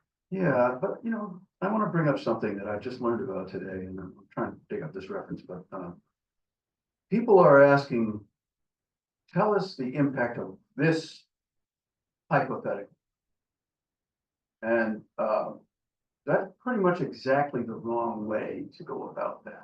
Because think about it in terms of a single family home. Somebody buys up a wood lot, builds a single family home. Would anyone reasonably ask, what is that home gonna cost me in my tax? It's an unreasonable question. And yet, when we talk about apartments, all of a sudden we have to know. Now, I guess there's a presumption that there's a greater impact, but it's just an assumption. We assume the negative, right?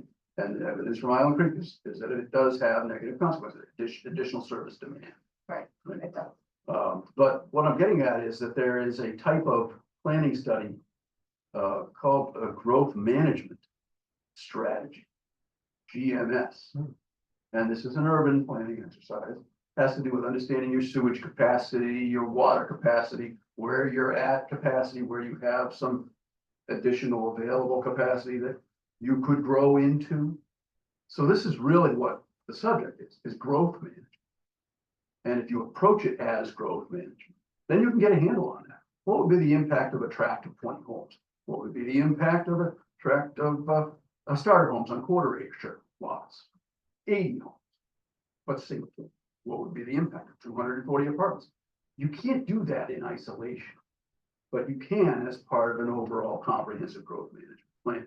Because then you have that planning framework in place, and you've got the financial formulas and everything else, and you can do the what if. But to do one in isolation, it's worse than because it's misleading. The assumptions are myopically focused on this one parcel, this one place, and it's really about the whole town. That's the challenge. It's So- easy to focus on one place, but it's not helpful. What do we think can be reasonably pulled together in 2.5 weeks? Yes. Less. That's the question, Right. yeah. I'm thinking, as I think about a voter guide, I'm thinking in 2 columns, whether it's 2 columns or not. Yes. But, what happens if yes, what happens if no? I think we can certainly talk conceptually about things that would happen. We can talk a little bit about, historic information that we have on things like grants. We can talk a little bit about, I kind of like your idea about, estimating service calls. What they're getting per year.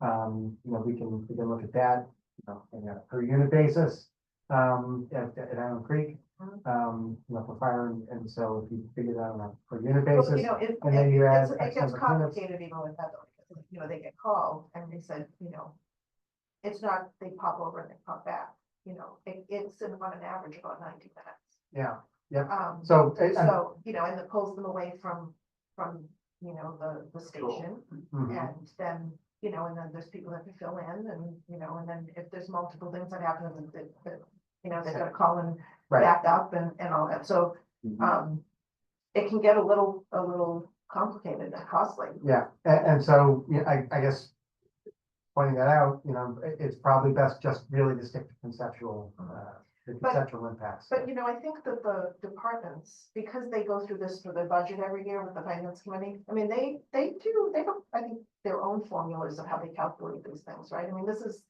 I could never Service. pretend to even attempt to do that for them. I mean, that's not, I mean, they could probably much easier go into their formulas, and I don't know if it would be how precise it would be, but it would be certainly an educated guess. I mean, maybe we could ask them to provide us with some sort of number that we're looking for. We could get the same thing from the school.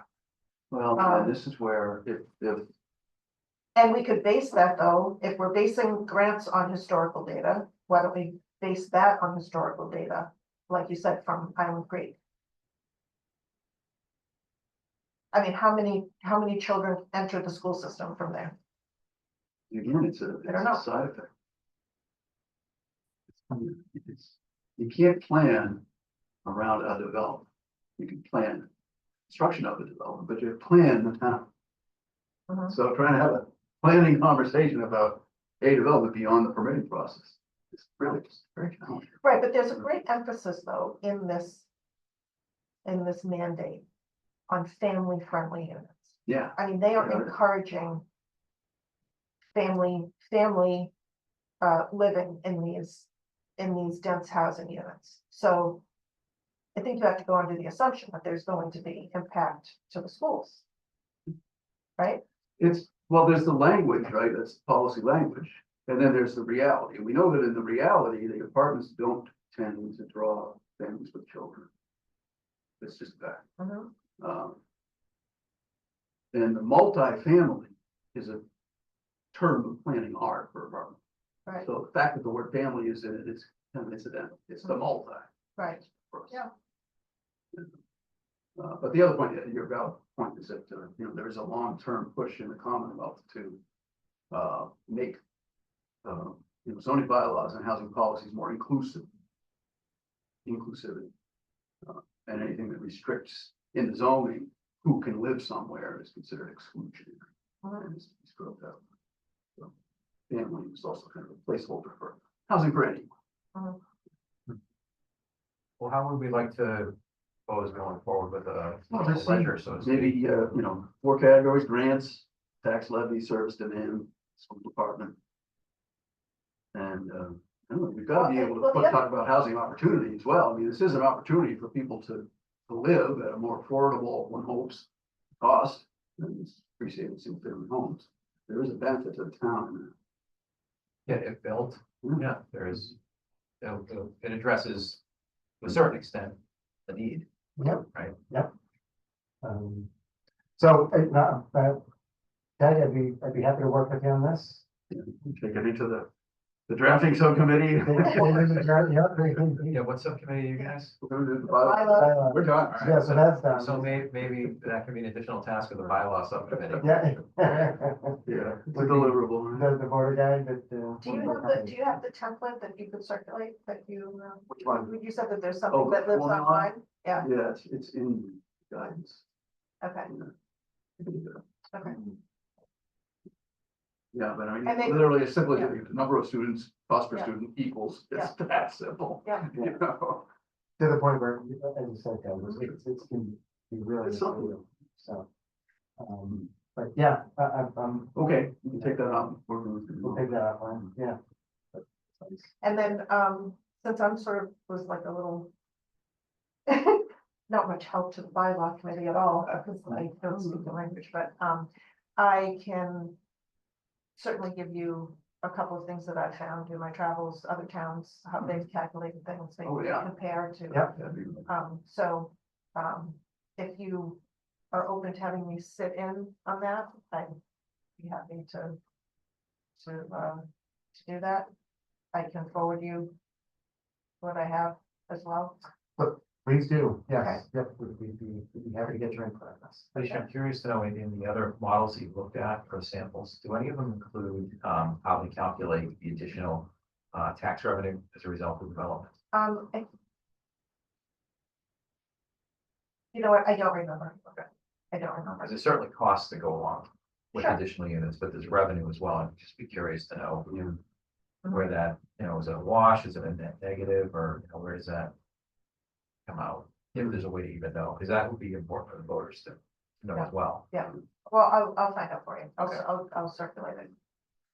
Great, thank you. I also wanted to, so, we're talking about the voter guide here too. And I want to make sure we're not talking about that in isolation. And just wanted to remind that, I would anticipate between now and special town meeting, there's going to be 2 events in particular that, we're going to have to respond to. One, I think we're certainly going to have to respond to. The other, we probably will have to respond to. One, I would expect we'll get some sort of feedback from the state to the pre-adoption review that we sent them. I expect they'll have feedback for us, and that's something that we may need to act on. We may need to make changes to the map. We may need to make changes to the bylaw. We may need to make changes to both, despite the fact that they're both already in the warrant. The warrant is closed.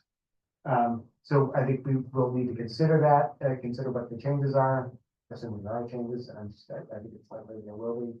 Well, How sorry can to we interrupt, change but that? we, last time we went through this, it was that 11th hour letter, Mhm. but it wasn't a huge laundry list. So I would imagine to the extent well, I would hope there'd be none. Mhm. Because this was, we had a much more, we had a greater opportunity to be more thoughtful this time.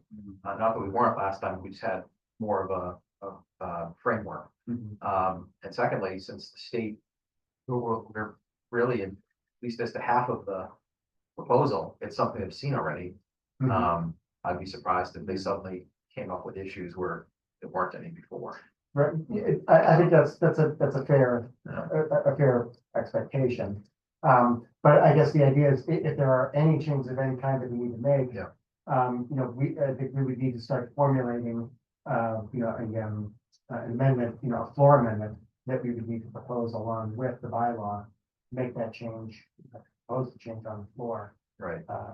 So. As opposed to having another town meeting to make the fix. And Yeah, that's exactly, yeah. Or waiting until annual town meeting, I Yeah, suppose. so that's what I'm wondering, like, is it really something we want to do? Just automatically knee jerk, let's make this change Let's get it right simple. away, Mm. you know, Maybe.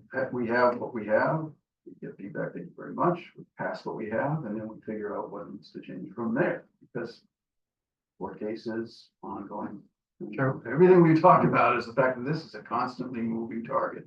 Yep. You know, so I would be, hurry up, the Mm. last minute, you know, it doesn't.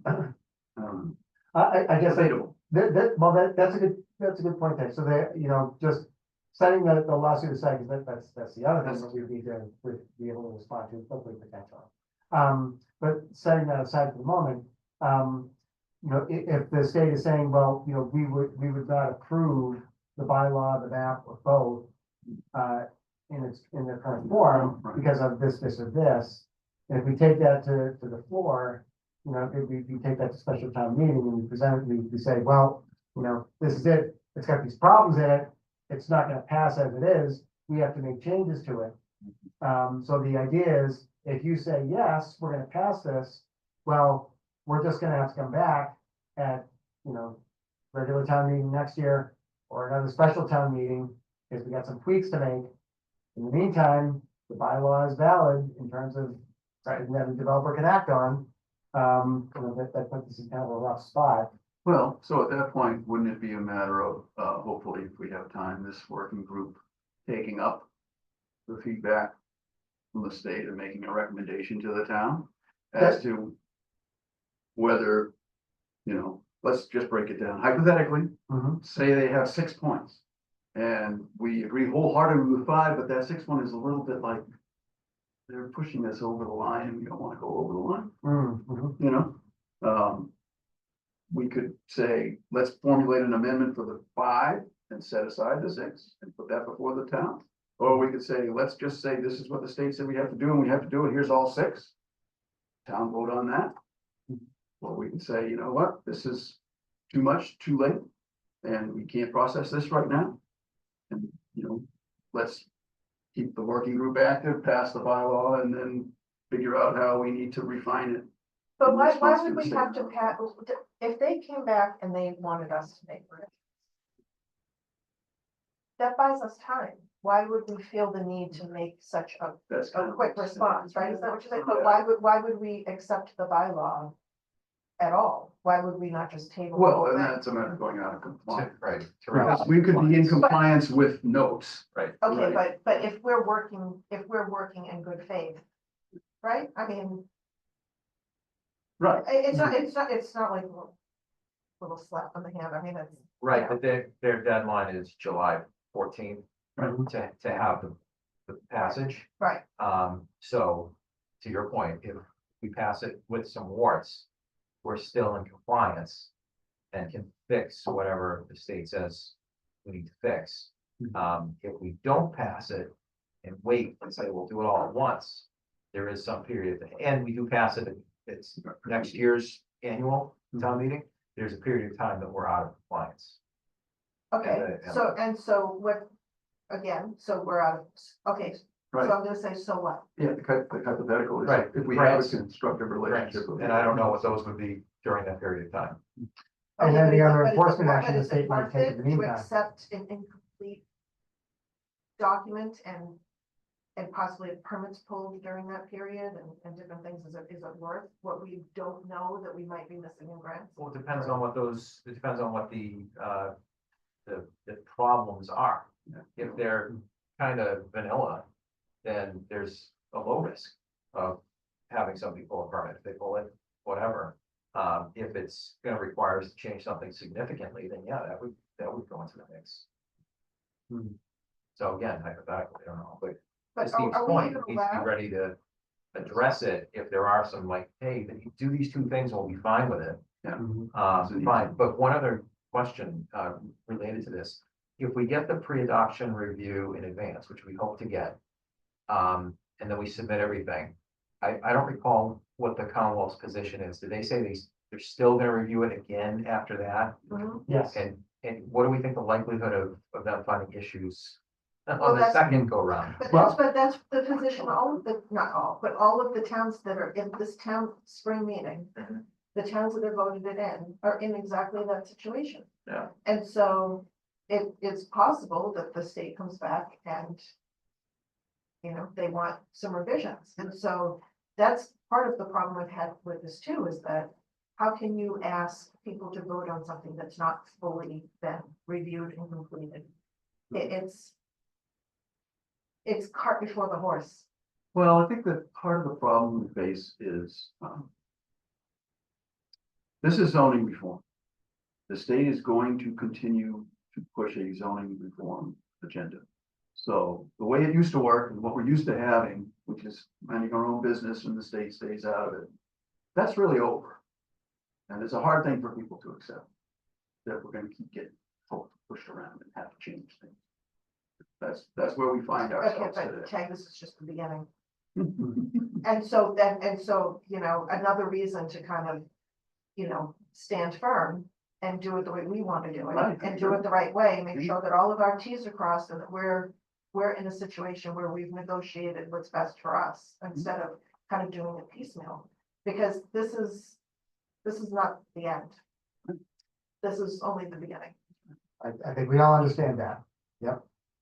But, to your point, that, well, we know, we don't know, but, there's a strong possibility that we may need, we may need to do something, and we may need to, if we want to address it in full, we would have to do it quickly. From the state, gives us feedback, and then we'd have to have that, I guess, the amendment in place. So the point then, that the material discussion is, do we have a shock troop emergency call contact list to quickly assemble the working group and generate the response to the feedback? Is that what we're- That's, we need to be prepared to do that, so, it's a standing agenda item that we have on, all the meetings that we'll have between now and special town meetings. Thursday before Monday, And, that we may need to schedule an off-cycle meeting, like, on the fly, as quickly as we can, to put something together. If Well, we but like- decide that's what we want to need to do. Think it through, the feedback that we got last time was pretty terse, one pager. Yeah. Right, and mostly it was about a technical comment about the maps, an error in the map. And so in that case, we really couldn't respond to that. We were relying on a consultant to do that, and the consultant was already done. Right. So no action could have been taken in Right. response to that, even if we had 2 weeks. Mhm. Because it takes time to spin these people up. Yeah. I don't know where we are with MAPC, if they have any remaining capacity. Sounded like that's no. So, kind of what I'm getting at is, it doesn't necessarily mean we need to convene work group, but we do need to be able to formulate a response and provide that information to the work group members Mhm. in a quick turn. Who's the best person in town to do that? My question for you, Brian. If it's gonna be an individual that takes that. Well, I mean, who's gonna receive the letter? Yeah. It's Rebecca, right? Rebecca, we get it, yep. So I think Rebecca gets it, sends it to this group. Mhm. right? And then the chair can call a meeting. Yeah. I think that's the way That's how it works. I would recommend. I mean, that's, unless there's something crazy about it saying, oh, we've changed our minds, paper compliance is not okay all of a sudden. Mhm. Yeah. That's a much bigger discussion. Right. But if it's, dot this I and cross this T, otherwise you're good to go. Then I think it's a quick meeting of us putting together a proposed amendment, Mhm. give it to town council to make sure that it's formatted properly. And be ready to add that to the Tack it discussion. onto yeah. Yeah, well, again, so, Yeah, so can I mean, just not to belabor this point, but if we are able to change the plan based on a letter from the state, why then, now that we're a little more clear-headed about Island Creek and we have this conversation about why are we giving away the farm over there, right? Why would we then not just reformulate maybe what we're doing? Because it's okay to change your mind. It's okay to take a breath and go down a different road if it's better. And sometimes it's better to pause, right? And do it the right way or a better way if we've found a better way through discussion or whatever. Maybe to resubmit something to the state. The feedback might come back a little later. It may delay some things. It may, I don't know what could happen, but it's in Duxbury's best interest long-term to maybe consider some of the things we talked about tonight. I mean, I know everybody's feeling pressure to do this and to do it by a deadline and all of that, but at the end of the day, really, what is the downside? well, the downside is that, we're being reactive and moving sideways instead of forward. And that, been at this for almost 2 years now. Was I have, and we had, tried to solicit input from the community during the process last year, but we weren't able to do so before announcing the locations. So right away, that created a reaction, and then we got the automatic people, and then we've been more or less working with folks from that neighborhood who were engaged. And that's how we came up with this plan. And now that this plan is out, we're getting feedback from another Right. group of people, and they have concerns, so we can address their concerns and come up with a new plan and put that plan out. And then the next reaction is gonna happen, and then what are we gonna do? Respond to that and change the plan again? It just goes on and on and on. At some point, you just have to stop the bleeding. Mhm. What do you mean by giving away the farm? Well, I say, well, because we're, like we talked about, this is, There are This is- costs to this the is- town of either, well, I know, Sure. but this is an area that we know is problematic for the town. And so we're giving them more power than, right, or the ability to create more housing, more of the stuff like tag stuff that we don't like, that doesn't work for us. That's a drain on our resources. So, well, it's a change in the housing mix. and also it keeps the building off the road as well. If we eliminate that, those in the front. So to me, it's like more like we're rewarding the church, right? Because, and it just seems like carving it up a little differently. It's still not great. But it might be a little better. So just to kind of bring this back into the context of what we're talking about. So, what we started with was there may be changes that we want and need to respond to, that this, based on the feedback that the state Yeah. gives us. Yeah. And so that would be an amendment to the map and or the bylaw and whatever the changes are that we would make. Then your question was, well, if we're making an amendment there, Right, why can't we amend the other? right, you know, something that actually we benefit from. Okay, Right, yes. right, proactively. Okay, what would it take to do that, to make sure that we have something compliant? What would it take to make that happen? Well, it would take, I guess. It would take us reworking the lines. The bylaws would stay the same, Are you sure? right? I don't know that. How would those change? I don't, I don't know that it would, I don't know that it wouldn't, right. but we can't say one way or another. Yeah. Well, The it just, clauses- it seems sort of like it just seems more like an exchange of parcels. But you're I guess, also, Right, right. yeah, but I mean, I appreciate the visit you had with the church, but nothing compels them to maintain what they have there for any period of time. So let's say, 5 years from now, they decide, we're gonna move to an adjacent town because we can get more space or a larger house of worship, or, circumstances change, who knows? So now we've got acres that likely would be redeveloped, that aren't currently developed with housing. To me, that would be a greater risk than redeveloping something that's currently developed. So, and that's why I ask you what you mean by Yeah, no, and believe me, giving away the farm, yeah. because nothing's gonna be perfect, we know that, and it's, Yeah. if the goal is, no greenfield development, we heard that loud and clear, so that kind of limits right, where we can put something. right, And then from there, how do we do the least harm or allow for the least harm? Okay, we'll put together very tight boundary lines around developments. yeah, That leaves little room for, something that's new. I don't think there'd be any room actually for something that just sprout out of the ground that's, Yeah. currently a parking lot or something. Yeah. But saying, all right, well, since the church said, they've got these plans to do something else, let's just draw the line. I hear you. Mhm. And that's enticing to say, Yeah. that might be a better solution based on what we know today. Mhm. But given that we're planning, we're looking out, 25 years or whatever, what does this look like? Because we're talking about schools, police, infrastructure, that sort of stuff. Yeah. What is likely to happen with the property? If it stays the same, great. If it becomes housing, then,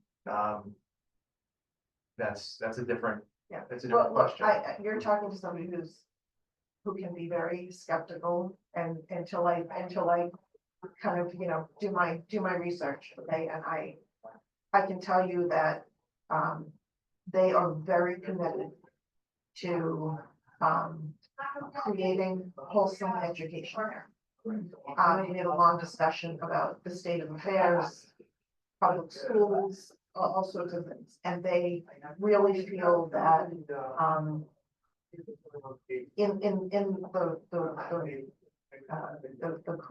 the Christian churches are, I guess, sort of having collective discussions about, this sort of thing, about, having Christian-based schools. And so I think that, I'm not here to say that they're not going to construct anything. I think that they would like to construct something, but I think it's going to be something in the realm of education. It's certainly not enough property to do any kind of, boarding or, anything like that. And it's all early education also. And you're right, there is no guarantee. But just based on the things that we know today,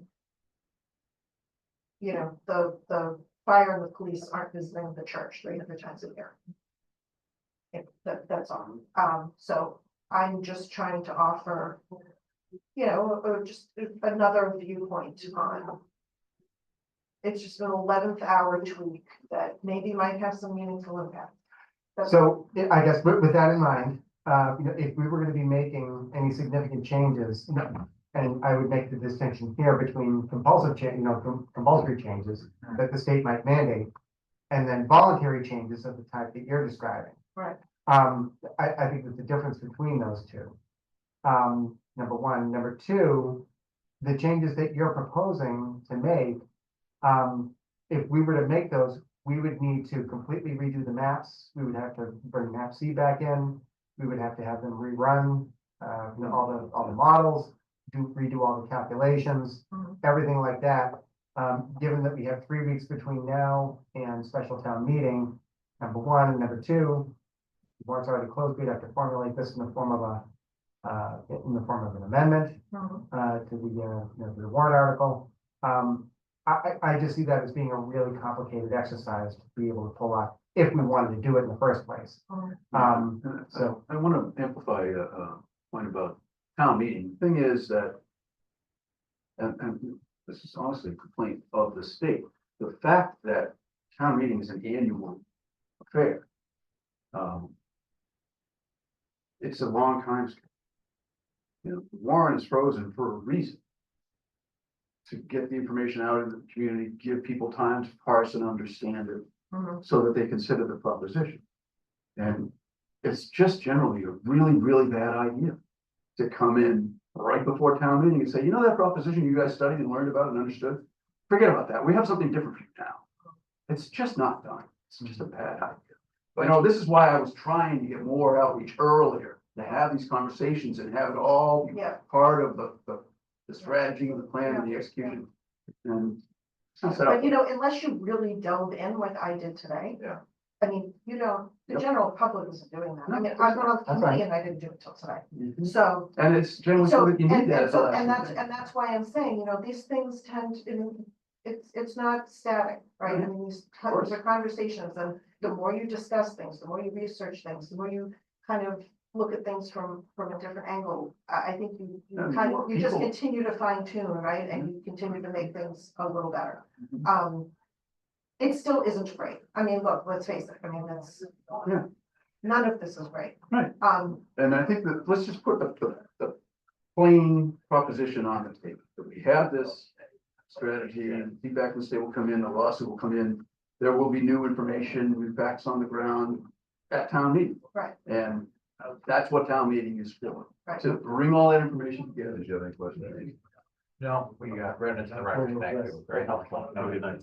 you do, many thanks. You know, is to stick with the proposition we have, because it's what we have. If the state requires changes, we can handle that.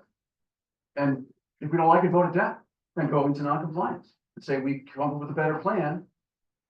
Put that plan together and put it before the meeting. That's the way it's supposed to work. Yeah. If we reject it, we reject it, Mhm. but don't keep trying to figure out. a way yeah, to get no, it, no, I, you know? look, it's, we don't know how this thing's gonna shake out. A lot can happen in 2 weeks. So, I I'm very much, just tossing it out to the Yeah. group. Because I think it's something to, Oh, I'm with you, I mean, Yes. my impulse is to go ahead and do that, make the changes, go, you know, get map C, change the map, change the map, I feel like we could do that. But, town meetings. Too close. Not the way to do it. yeah, that's what I was gonna say.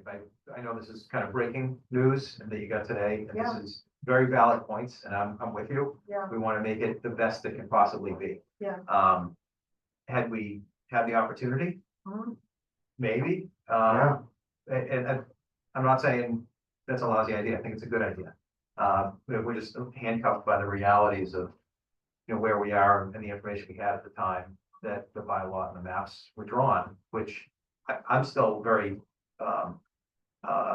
happy to stand by. I think though it's still, low probability of significant impact to the town. And, could we make it better and, you know, ask 10 more people and get 10 more ideas that can make it even better? You know, that's all very valid and very helpful.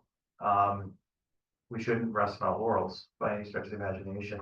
But I do appreciate the reality of the fact that, you know, we're at the 11th hour, and I don't think this would change the circumstances so much that it would warrant, no pun intended, reopening kind of the whole thing. Because then the other piece that I just want to be sensitive to is, you know, to Tag's point, folks have participated, given their input, given their feedback, and I just don't want anybody to feel like something's being pulled at the 11th hour, or, you know, what are they up to? Why are you doing this all of a sudden? You promised me X and now you're giving me Y. no, I mean. And then us trying to describe, well, it's actually better, you know? Yeah. So. Transparency has its limits. It takes Yeah, time to be exactly, transparent. exactly. You can't be flailing and transparent, you just can't, Right, you know? And there's enough skepticism out there as it is. We don't want to build the opportunity Yeah. for more. yeah, so that's where I'm coming from. I do appreciate it. I think that's Yeah. good info, and it's it's really great information to have just in terms of taking the temperature of the folks who own the property and are gonna use the property and having a better comfort level that what we were thinking is valid. It's what we're thinking is proving out, in fact, so. In the event that we are given more time through whatever means, I think, So what you're things to suggesting is revisit. something we can revisit, yeah, but, I don't think it's something we can. Close the mind. So, but then that takes us, so that was the first thing. Second thing was the lawsuit, we expect we'll get feedback there. That may also, there may be things there that we would need or want to respond to in advance of special town meeting, so we will there's a potential that we would need to allocate time, effort, resource to in response there. So what we're doing with respect to the voting guide, that is coming in the context of other things that we would need to respond to, potentially respond to very rapidly and what may require. So I'm just kind of reminding that this is, these things are potentially coming up and we will need to act and respond quickly. Right. To substantive technical changes. stuff. Yes, yeah. So anyway, that was really just the main point that I had there. Well, so are you suggesting that we just stick with the pattern so that if there's a result or new information on the lawsuit, goes from Rebecca to you and I kibbutz, and then we bring it to the work group? That's Stick with that. That's how I envision it, yeah, yep. So, all right. Then that just takes us down to the project schedule and agenda items for next meeting that I think we've kind of. Did we? I guess Allison did break off. Okay, just want to make sure we're including her if she's. Yeah, that's why I was checking the chat to see if she did, but it was just Brady announcing there that she was doing it, so. Okay, thanks. So here we are. Yep. So I think we're basically at the bottom here. So Tag, I think we'll get it online, Yep. offline, or So that's something. good. Yep, put start putting the outline of we'll have something, for people to look at for the rest of the group to look at next week. When we meet.